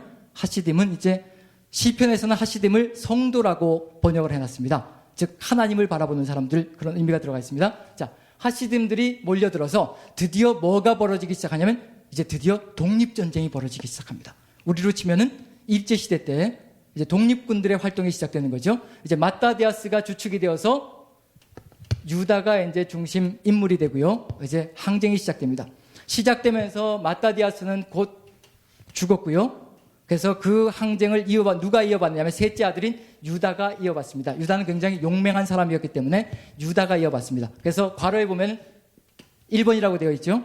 이 가로에 들어가 있는 번호는 이제 항쟁을 이어받은 순서를 얘기하는 겁니다. 그 다음에 동그라미, 즉 원에 들어가 있는 번호는 왕조를 이뤄내기 시작한 인물을 표현하는 겁니다. 그래서 항쟁은 이 마따디아스의 아들, 형제들 안에서 이제 항쟁이 이루어졌고, 항쟁이 끝났을 때 이제 시몬으로부터 시작해서 이제 왕조가 탄생되어지기 시작합니다. 이제 자식들이 계속 왕으로 연결되어지기 시작하는 거죠. 자, 유다가 독립전쟁을 이끌면서 승리의 승리를 거듭합니다. 근데 정면 대결은 승부가 없거든요. 승산이 없습니다. 그래서 무슨 대결을 하냐면 항상 게릴라전을 펼칩니다. 갑자기 나타나서 공격하고 금방 치고 빠지는 거예요. 치고 빠지고 하다 보니까 꼭 뭐하고 똑같은가요? 치고 빠지고. 우리 연장 모르시나요? 공구, 치고, 뒤로 빼고. 무섭게 도끼라고 또. 자, 못을 박을 때 쓰는 거. 망치로 이제 별명이 뭐가 생기냐면 유다가 하도 치고 빠지고 하는 게릴라전을 너무 잘해서 별명이 뭐가 되면 마카비가 되어버렸습니다. 마카비는 히브리어로 망치라는 뜻입니다. 치고 빠지고 하니까 그래서 본래 이름은 아니었는데 별명이 그렇게 붙여져 버렸습니다. 그래서 유다 마카비, 그래서 전부 다 이제 마카비의 뒤를 이어서 전부 다 마카비 형제들이라고, 그래서 요한 마카비, 시몬 마카비 이렇게 해서 마카비 항쟁, 독립전쟁이 시작되는 겁니다. 자, 이렇게 해서 유다가 거의 승기를 잡아놓고요. 그리고 이 안티오코스 에피파네스가 어디를 가장 먼저 더럽혔을까요? 우리 다니엘서를 읽다 보면 어디에 들어가서 멸망에 가증한 것을 세우기도 하고 그러죠. 성전을 회파해버리고요. 성전을 훼손해버립니다. 거기에 그리스에게 신전을 갖다 놓고요. 그 다음에 신상들을 갖다 놓고요. 심지어는 돼지 피로 제단에서 제사를 드리는 겁니다. 완전히 성전을 유린해버렸다는 얘기예요. 근데 마카비 항쟁을 하면서 유다가 마침내 예루살렘을 탈환하고, 안티오쿠스 에피파네스로부터 예루살렘을 탈환하고 그 다음에 성전을 청결하게 했습니다. 그게 BC 164년인데요. 그것을 뭐라고 얘기하냐면 하누카라고 얘기합니다. 하누카 들어보셨나요? 이 신약 성경에는 뭐라고 하냐면 수전절이라고 되어 있습니다. 예루살렘에 수전절이 가까워 오니, 수전절은 성전을 깨끗하게 청소한 날. 그래서 하누카도 봉헌했다, 새롭게 봉헌했다는 그런 의미가 들어가 있거든요. 이 하누카는 유대인들이 지금도 지키고 있는 절기입니다. 우리가 크리스마스를 즐길 때 유대인들은 하누카를 즐깁니다. 시점이 거의 비슷합니다. 그래서 하누카는 빛의 절기가 되고요. 자, 이렇게 해서 유다가 항쟁을 하다가 결국 전쟁터에서 죽게 되고요. 그 뒤를 누가 이어가느냐 하면 다섯째인 요나단이 두 번째로 이어갑니다. 그리고 요나단은 152년에, 중요한 것만 간단하게 얘기합니다. 152년에 드디어 뭐로 등극하냐면 대제사장으로 등극합니다. 대제사장. 원래 이스라엘 법으로는 안 되는 겁니다. 아론의 직계 자손들만 뭐가 돼야 되냐면 대제사장이 될 수 있는 특권이 주어져 있거든요. 그런데 마따디아스 가문은 아론의 직계가 아니에요. 그럼에도 불구하고 이 독립전쟁을 승리로 이끌었기 때문에 사람들이 거기에 대해서 별 말을 하지 않고 대제사장으로 등극하는 것에 대해서 별 말을 하지 않습니다. 그리고 요나단도 결국 또 항쟁을 하다가 결국 죽음을 당하고요. 그리고 누구에게 넘어갔느냐 하면 세 번째로 시몬에게 넘어가서 이제 시몬의 시절에 완전히 평정이 되기 시작합니다. 시몬의 시절은 굉장히 복되고 행복했던, 굉장히 융성했던 시절로 변화되거든요. 그건 이따가 다시 한번 나다나엘 이야기가 덧붙여서 한번 해보기로 하고요. 자, 시몬의 시절은 굉장히 행복하게 모든 것이 새롭게 이루어진 것 같이 느껴지는 마카베오서에는요, 시몬의 시절을 거의 누구의 시절로 얘기하고 있느냐면 메시아가 온 것 같은 시절이에요.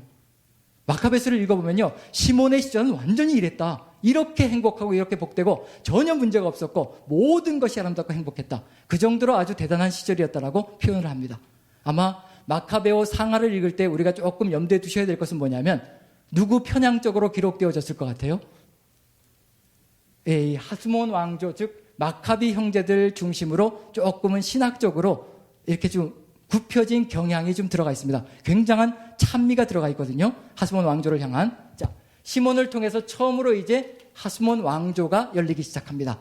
시몬이 왕이라는 칭호는 붙이지 않았지만요, 뭐라고 붙였느냐 하면 유대의 대사제이며, 즉 대제사장이며, 그 다음에 또 사령관이며, 이 마카베오서에 나와 있는데요, 사령관이며 지도자인 시몬 1년. 이제 뭐가 바뀌었나요? 유다의 대사제이며 사령관이며 지도자인 시몬 1년. 연도 표기가 누구로부터 시작되고 있다는 얘기인가요? 시몬 1년으로부터 시작되고 있다는 얘기예요. 그럼 왕조가 섰다는 것과 같은 얘기입니다. 즉 조선시대 때에도 우리는 2012년 13년 이렇게 하잖아요. 이게 2012년 13년 세계가 이걸 통일한 것이 얼마 되지 않습니다. 거의 100여 년 전밖에 안 돼요. 그 전까지는 전부 다 모든 나라들이 대부분들은 다 자기의 왕조라든가 혹은 특별한 어디를 기점으로 해서 연도를 잡았을 뿐이지 이렇게 세계가 통일적인 달력을 가진 것은 불과 얼마 되지 않습니다. 그렇기 때문에 이때 왕조가 섰다는 얘기는 시몬으로부터 시작해서 이제 연호를 정해서 연대를 기록하기 시작했다는 얘기는 이제 왕조가 섰다는 의미가 이 안에 들어가 있습니다. 자, 그 다음에 이제 누가 자리 잡냐면 시몬 다음에 요한 힐카누스. 이제 벌써 느낌이 묘하죠? 요한 힐카누스. 이름이 벌써 한 세대가 흘러갔는데 이름이 벌써 요한, 시몬, 유다, 엘르아잘, 요나단, 마따디아스 다 어디 유대적이잖아요, 이름이. 근데 점점 이렇게 밑으로 내려가다 보면 유대적인 성향들은 다 이름이 사라져 버립니다. 그럼 이제 모두 변질되기 시작한다는 얘기인가요? 즉 하스몬 왕조도 독립을 했지만 변질되어 가기 시작한다는 얘기예요. 한 세대 만에 변질되기 시작한다는 얘기입니다. 이게 문제라는 얘기예요. 하스몬 왕조는 어디에서 이름을 붙이냐면 마따디아스의 아버지가 시몬이에요. 시몬. 이 시몬의 우리가 얘기하는 정관사 덜을 붙여가지고 히브리어로 하거든요. 하가 정관사가 되는데 시몬이라는 뜻입니다. 그러면 시몬의 가문, 즉 시몬의 왕가라는 의미가 들어가 있습니다. 그래서 하스몬이라고 이름을 붙입니다. 하스몬 왕조. 즉 선조의 이름을 따가지고 그 선조의 이름 앞에 왕가의 명칭을 붙여서 하스몬 왕조라는 이름을 붙여서 이제 연결되어지기 시작하는 겁니다. 두 번째로 요한 힐카누스가 왕이 되었고요.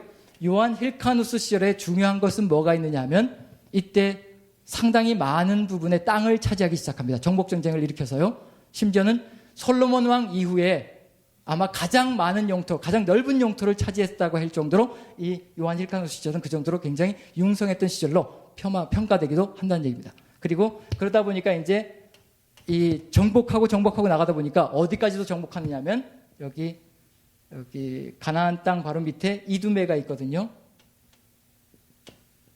이두메는 우리가 다른 말로 표현하면 에돔입니다. 에돔.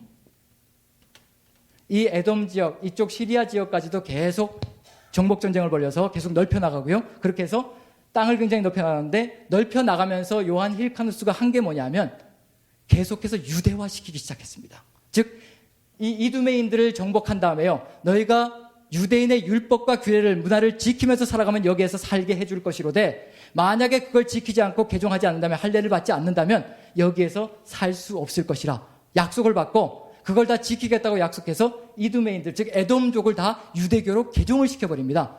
이게 좋은 것 같은데 나중에 시간이 지나면서 문제가 뭐가 되느냐면 이 이두메 족속들, 에돔 족속들을 유대인으로 개종을 시켜버리니까 여기에서도 뭐가 나올 수 있다는 얘기인가요? 왕이 나올 수 있다는 얘기예요. 헤롯이 봐도 이두메 족속입니다. 에돔 족속이에요.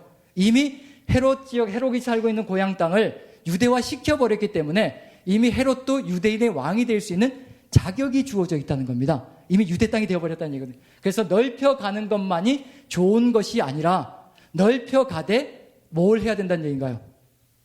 철저하게 뭘 가르쳐야 된다는 얘기인가요? 신앙의 삶이 무엇인지를 정확하게 가르치고 정확하게 정말 겉모양만 바꿔가는 것이 아니라 속까지도 바꿔갈 수 있는 그런 삶을 만들어 가야 된다는 얘기거든요. 이 요한 힐카누스도 처음에는 잘 하다가요. 이렇게 잘 하다가 말년에 되어서는 이제 헬라화 정책을 쓰기 시작합니다. 타락하기 시작하고 권력욕에 불타기 시작하니까요. 이제 타락하기 시작하는 거죠. 헬라화 하기 시작하면서 자신의 아들들의 이름을 헬라식으로 바꿔버립니다. 그래서 아리스토블루스,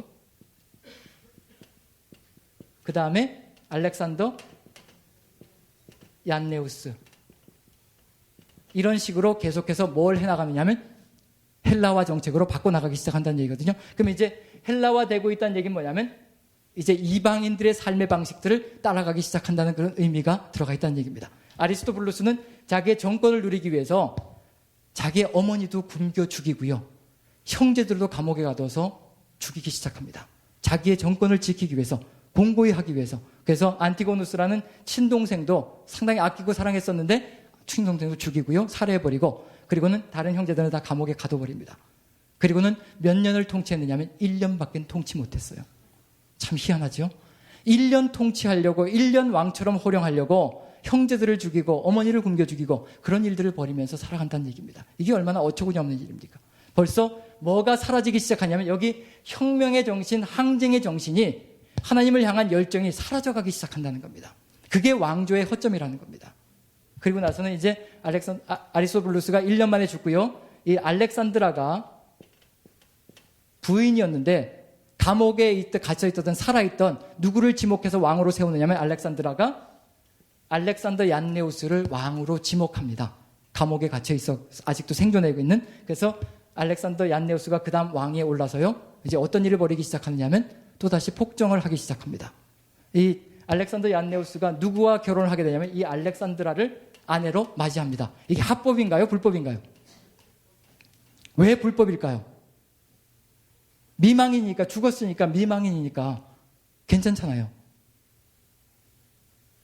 그런데 유대인의 법에는 뭐가 있느냐면요, 제사장은 괜찮아요.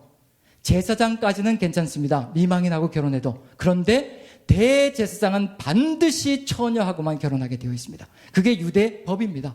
그런데 이 알렉산더 얀네우스가 이게 대제사장의 역할도 맡고 있고요. 여기 아리스토블루스부터는 뭐가 이제 통용되기 시작하면 왕이라는 칭호를 사용하기 시작했거든요. 여기서 이제 왕이라는 칭호가 사용되어졌고, 대제사장이면서 왕의 역할을 처음으로 감당한 사람은 아리스토블루스였습니다. 이스라엘 역사 속에서 이런 예가 없었습니다. 왕이면서 대제사장의 역할까지 했던 사람. 유일하게 아리스토블루스부터 시작되는 겁니다. 자, 그렇다면 왕이면서 대제사장, 이제 뭐의 역사가 시작된다는 얘기인가요? 이제 누군가를 기대할 수 있는 길도 열어갈 수 있다는 얘기거든요. 왕 같은 제사장도 기대할 수가 있겠고요. 또 왕이시면서 대제사장의 역할까지 맡게 되는 그 누구를 기대할 수 있는 길도 열려질 수 있다는 얘기입니다. 그럼 결국 하스몬 왕조는 뭔가 기대감을 잔뜩 심어줬지만 그 기대만큼 이루어지지 않은 것에 대한 안타까움이 들어가 있는 왕조가 바로 이 하스몬 왕조의 모습이라고 볼 수가 있습니다. 이렇게 해서 알렉산더 얀네우스에 대해서 바리새파가 끊임없이 극렬하게 공격합니다. 율법을 어겼다는 거예요. 율법을 어긴 사람이 어떻게 통치할 수 있겠냐? 자살해라, 아니면 왕좌에서 내려와라. 끊임없이 핍박을 하니까 이 알렉산더 얀네우스가 그 바리새파들을 죽이기 시작합니다. 3,000명을 잡아서요 죽이기 시작하고요, 십자가형에 800명을 매달아서 죽임을 당하게 합니다. 그리고 그 800명이 십자가에서 죽어갈 때요 어떻게 하느냐면, 죽기 바로 직전에 그 매달려 있는 사람들의 자식들과 아내를 끌어다가 그 보는 앞에서 또 죽이는 거예요. 아주 굉장히 잔혹한 정책을 펼치기 시작합니다. 그러다 보니까 견딜 수가 없으니까 바리새파 8,000명이요 외국으로 망명을 해버립니다. 그럼 나라가 이제 어떻게 될까요? 떠드는 사람들이 다 도망을 갔으니까 나라는 어떻게 될까요? 이제 평정을 되찾는 거죠. 조용히 자기가 원하는 대로 이제 행동을 할 수가 있다는 얘기죠. 결국은 전쟁터에서 알렉산더 얀네우스도 죽임을 당하고요. 여기 알렉산더 얀네우스 시절에 이제 무슨 일이 벌어졌냐면, 이 안티파트라는 사람을 이제 에돔의, 즉 이둠의 총독으로 앉힙니다. 이 안티파터가 드디어 이제 어디에 들어오느냐면 하스몬 왕조의 정치사에 개입하기 시작합니다. 왜냐하면 안티파터가 굉장히 똑똑한 사람이어서 굉장히 총애를 받았거든요. 이둠의 인이었지만 알렉산더 얀네우스에게 굉장히 총애를 받았습니다. 그런데 이 안티파터가 누구냐면 헤롯 대왕의 아버지입니다. 드디어 헤롯 가문이 하스몬 왕조사에 끼어들기 시작하는 겁니다. 그리고 나서 결국에는 이 똑똑한 사람들이 어떻게 되냐면 이제 하스몬 왕조를 뒤엎어버리고요, 로마를 등에 업고 완전히 정권을 잡고 유대인의 왕이 되어서 등장한다는 얘기거든요. 왜냐하면 여기서부터 요한 힐카누스가 이두메를 정복해서 유대화 시킨 것부터 시작해서, 그 다음에 알렉산더 얀네우스가 안티파트를 총독으로 기용한 것부터 시작해서, 그리고 결국은 그 차후로 이런 일들이 벌어지면서 나중에 다 설명하지 못하겠고요. 여기 보시면 이 족보를 보시면요, 결국에는 어떤 일이 벌어지느냐면 힐카누스 2세, 아리스토블루스 2세, 그리고 맨 마지막에 보시면 아리스토블루스 3세와 마리암네가 태어나거든요. 여기 알렉산드라와 알렉산더가 결혼해서요. 이건 이제 도표는 여러분들이 한번 분석해 보시고요. 맨 밑에 9번 아리스토블루스 3세와 마리암네라는 남매가 태어나는데, 마리암네라는 하스몬 왕가의 여자가, 공주가 결국 누구의 아내가 되느냐면 헤롯 대왕의 아내가 됩니다. 그럼 이제 헤롯 왕가와 하스몬 왕조는 어떻게 됐다는 얘기인가요? 친인척 관계로 묶여졌다는 얘기예요. 그럼 결국 헤롯은 이미 유대화가 되었지요. 그 다음에 하스몬 왕조와 결혼 관계가 이루어졌지요. 유대인의 왕으로 설 수 있는 모든 정통성들을 다 갖추었습니다. 그런 점에서 충분히 파고 들어올 수 있는 여지를 다 만들어 놨다는 얘기입니다. 결국은 여기에서 이제 마지막 순간에 다 흐지부지 되고요. 여기 보시면 힐카누스, 여기 이제 알렉산더 얀네우스와 알렉산드라 사이에서 여기 힐카누스와 그리고 이 아리스토블루스, 이 두 아들이 태어나는데, 알렉산더 얀네우스가 죽은 다음에 왕권을 누구에게 넘기느냐 하면 자식들에게 넘기지 않고요, 알렉산드라에게 넘깁니다. 여왕이 되었습니다. 알렉산드라가 여왕이 되어서, 여왕은 뭘 못하느냐 하면 할 수 없는 게 있죠. 왕 같은 제사장의 역할을 둘 다 감당해야 되는데 여자기 때문에 할 수 없는 게 있습니다. 통치는 할 수 있지만 대제사장의 역할은 할 수가 없다는 얘기예요. 아들 중에 한 명은 반드시 대제사장의 직분으로 임용을 해야 되는 거예요. 근데 아리스토블루스는 상당히 야심가이고요. 활동적이고요. 굉장히 꿈이 많은 야심이 포부가 넘치는 사람입니다. 그런데 힐카누스는 굉장히 조용하고 차분하고 전원 생활에나 어울리는, 왕좌에는 어울리지 않는 사람입니다. 누구를 선택하면 평안할까요? 예, 힐카누스. 야심가를 끌어들였다가는 힘겨운 일이 벌어질 테니까 누구에게 대제사장 직분을 주냐면 힐카누스에게 줍니다. 그럼 이제 아리스토블루스가 참겠냐는 얘기예요. 가만히 있지 않습니다. 끊임없이 둘 사이에 전쟁이 일어나면서요. 결국 둘 사이의 분쟁을 해결할 수가 없어서 그때 마침 누가 들어오냐면 이 팔레스타인 지역으로 누가 이제 들어오기 시작하면 폼페이우스, 로마의 그 유명한 장수 폼페이우스 들어보셨죠? 예, 1차 3두 정치 폼페이우스, 율리어스 시저, 그 다음에 크라수스. 1차 3두 정치를 벌일 만큼 상당히 유력한 이 폼페이우스가 왜 여기에 들어오게 되었는지 그건 이제 마지막 날에, 세 번째 날에 로마를 다룰 때 하기로 하고요. 일단 폼페이우스가 이제 아시아 지역으로 진군하기 시작해서 여기 시리아 지역까지 들어와 있습니다. 그때 이 두 사람이 다 사절단을 보내서 자기들을 도와달라고 이 폼페이우스를 자기 편으로 끌어들이려고. 근데 결국은 누가 이겼느냐면 힐카누스가 이기고요. 폼페이우스가 힐카누스를 세워서 결국은 따르게 되고, 그 다음에 아리스토블루스가 거기에 불만을 품고 계속 전쟁을 일으키고, 이렇게 해서 이제 누가 하스본 왕조사에 개입을 하기 시작하느냐면 로마가 드디어 몇 년이냐면 63년에요. 힐카누스와 아리스토블루스 사이에서 이 항쟁이, 분쟁이 해결되지 않자 이제 로마가 개입을 해서 결국은 이제 그때부터 뭐가 되냐면 로마의 식민지처럼 되어버린, 자연스럽게 전쟁도 제대로 치러보지 않고 폼페이우스는 예루살렘에 입성해서요 이제 유대를 장악해버리는 겁니다. 이렇게 왕조가 깨어지게 되면서 그런 일들이 벌어진다는 얘기거든요. 자, 그렇다면 하스본 왕조를 보시면서 어떤 느낌이 드시나요?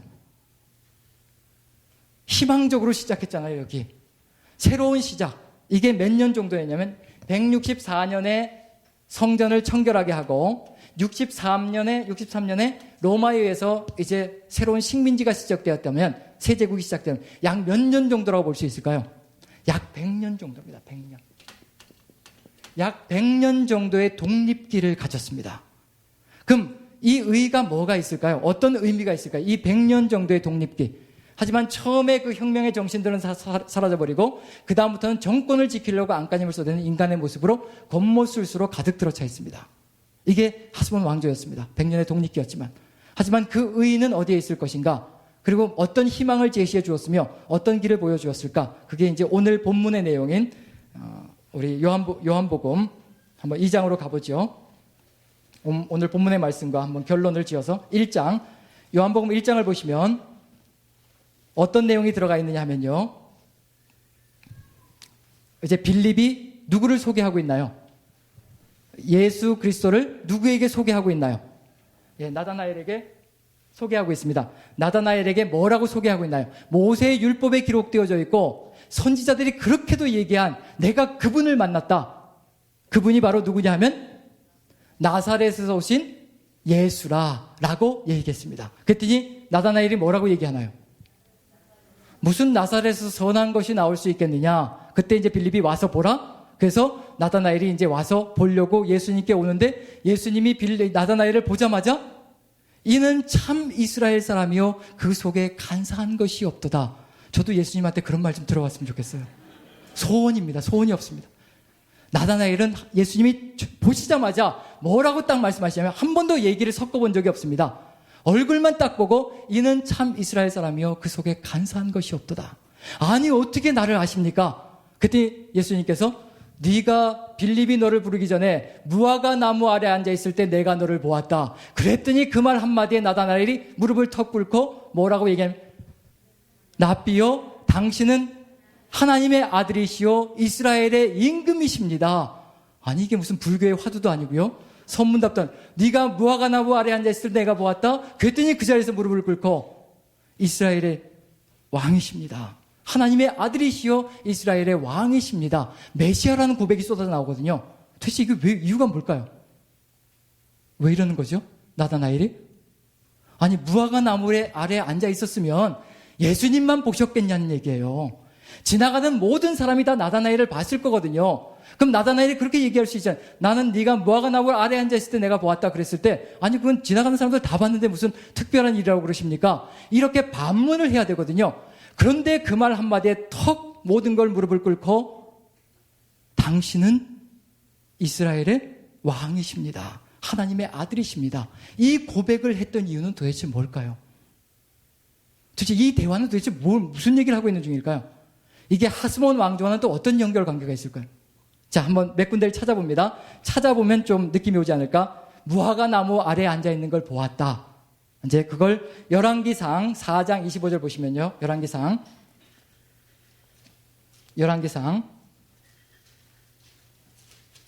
4장 25절. 솔로몬의 시절입니다. 4장 25절 같이 한번 읽어봅니다. 같이 시작. 솔로몬이 사는 동안에 유다와 이스라엘이 단에서부터 부엘세바에 이르기까지 각기 자기 포도나무 아래와 무화과 나무 아래에 평안히 살았더라. 이렇게 되어 있습니다. 자, 그리고요. 이 소망은 여기서 그냥 끝나버리고요. 이제 모든 것이 다 파괴되어지고 무너지고 그리고 이방의 포로가 되고 이런 일들이 비일비재하게 벌어지기 시작합니다. 그러면 이제 뭐가 될 것이냐면 각기 자기의 포도나무 아래에서 무화과 나무 아래에서 평안하게 아무도 대적할 자가 없이 안락하게 살았던 그 시절이 뭐가 될 것이냐면 그리움이 될 것이고요. 언젠가 누군가 우리에게 이런 세상을 만들어줄 분이 있을 것이라. 이렇게 우리가 행복하게 살아갈 수 있는 시절이 있을 것이라. 다 각자 한번 생각해 보세요. 각자 자기의 집에서 자기 이름으로 붙여진 집에서 자기의 포도나무 그리고 자기의 땅을 가지고 평안하게 살아갈 수 있다면 아무도 그것을 흔들 자가 없고요. 대적할 자가 없고 얼마나 행복하겠습니까? 모든 사람들이 자기 것을 가지고 남의 것을 가지고 사는 것이 아니라. 자, 지금 그런 시절이 솔로몬 시절에 이루어졌고요. 그 다음에 미가서 4장 4절을 보시면요. 미가서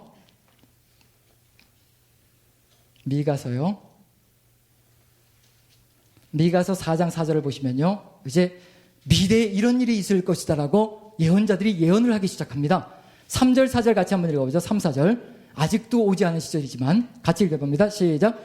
그가 많은 민족들 사이의 일을 심판하시며 먼 곳 강한 이방 사람을 판결하시느니 무리가 그 칼을 쳐서 보습을 만들고 창을 쳐서 낫을 만들 것이며 이 나라와 저 나라가 다시는 칼을 들고 서로 치지 아니하며 다시는 전쟁을 연습하지 아니하고 각 사람이 자기 포도나무 아래와 자기 무화과 나무 아래에 앉을 것이라. 그들을 두렵게 할 자가 없으리니 이는 만군의 여호와의 입이 이같이 말씀하셨습니다.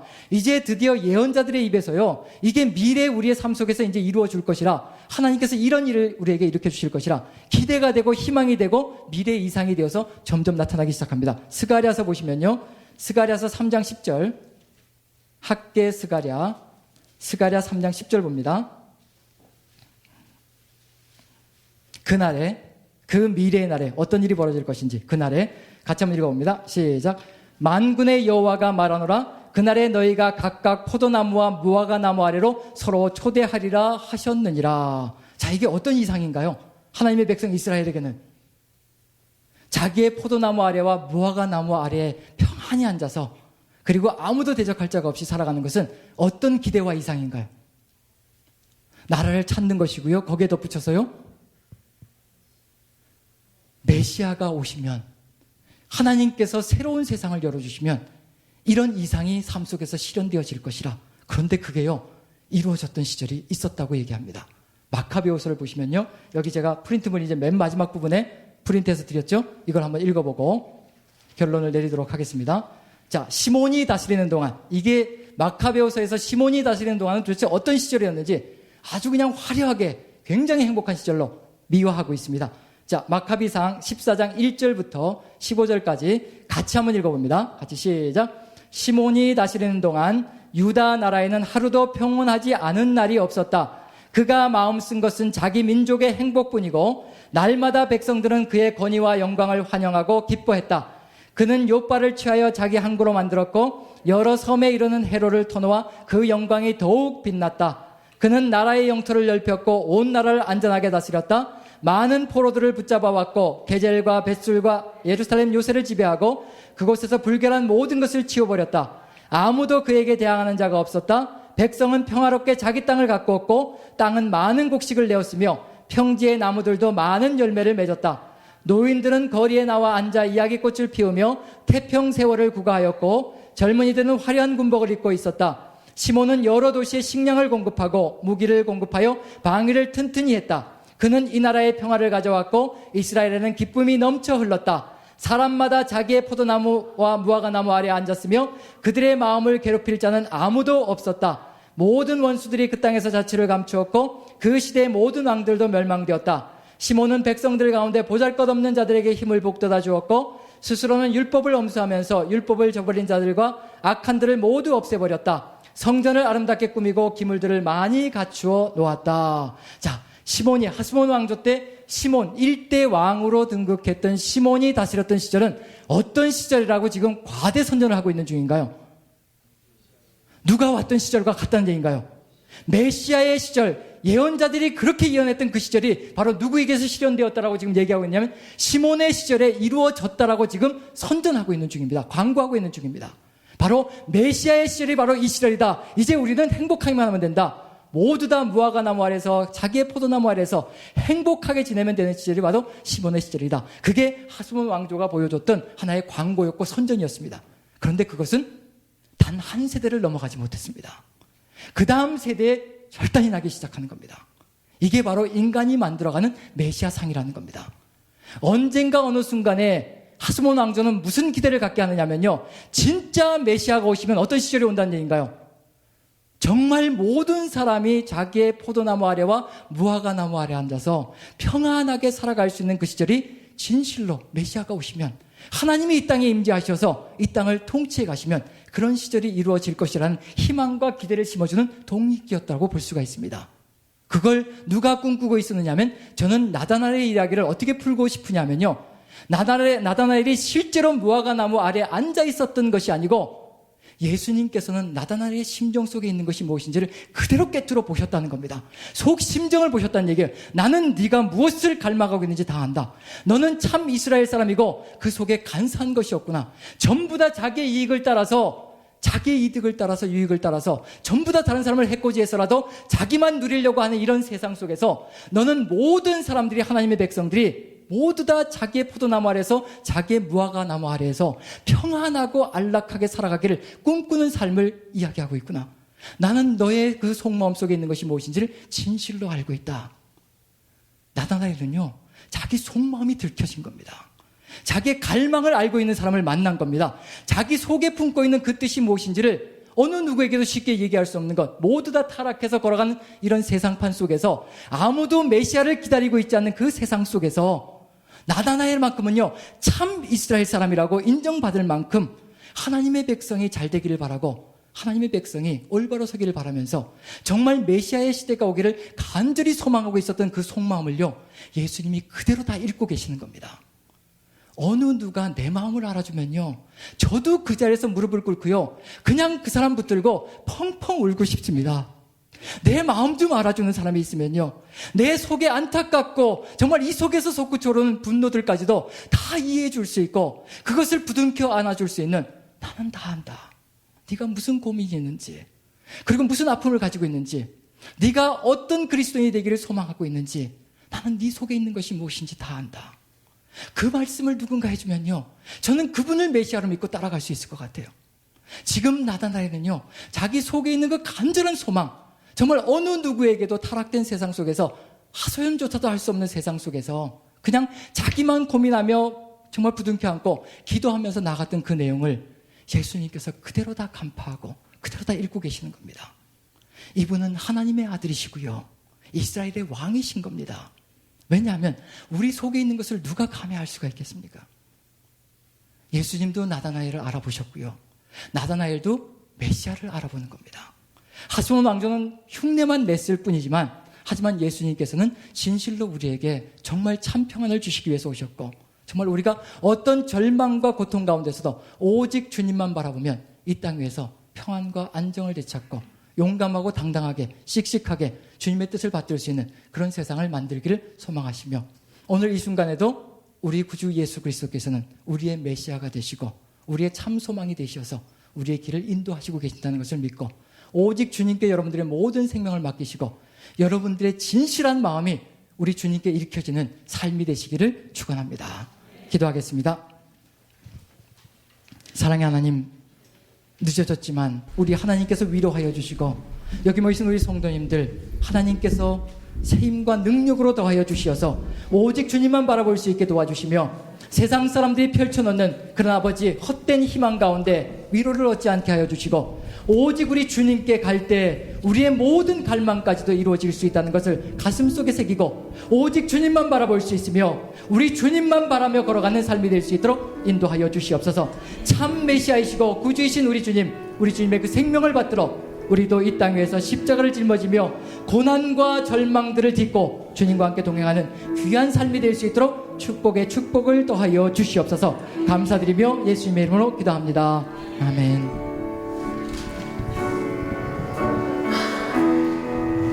찬양합니다. 목마른 나의 영혼 주를 부르니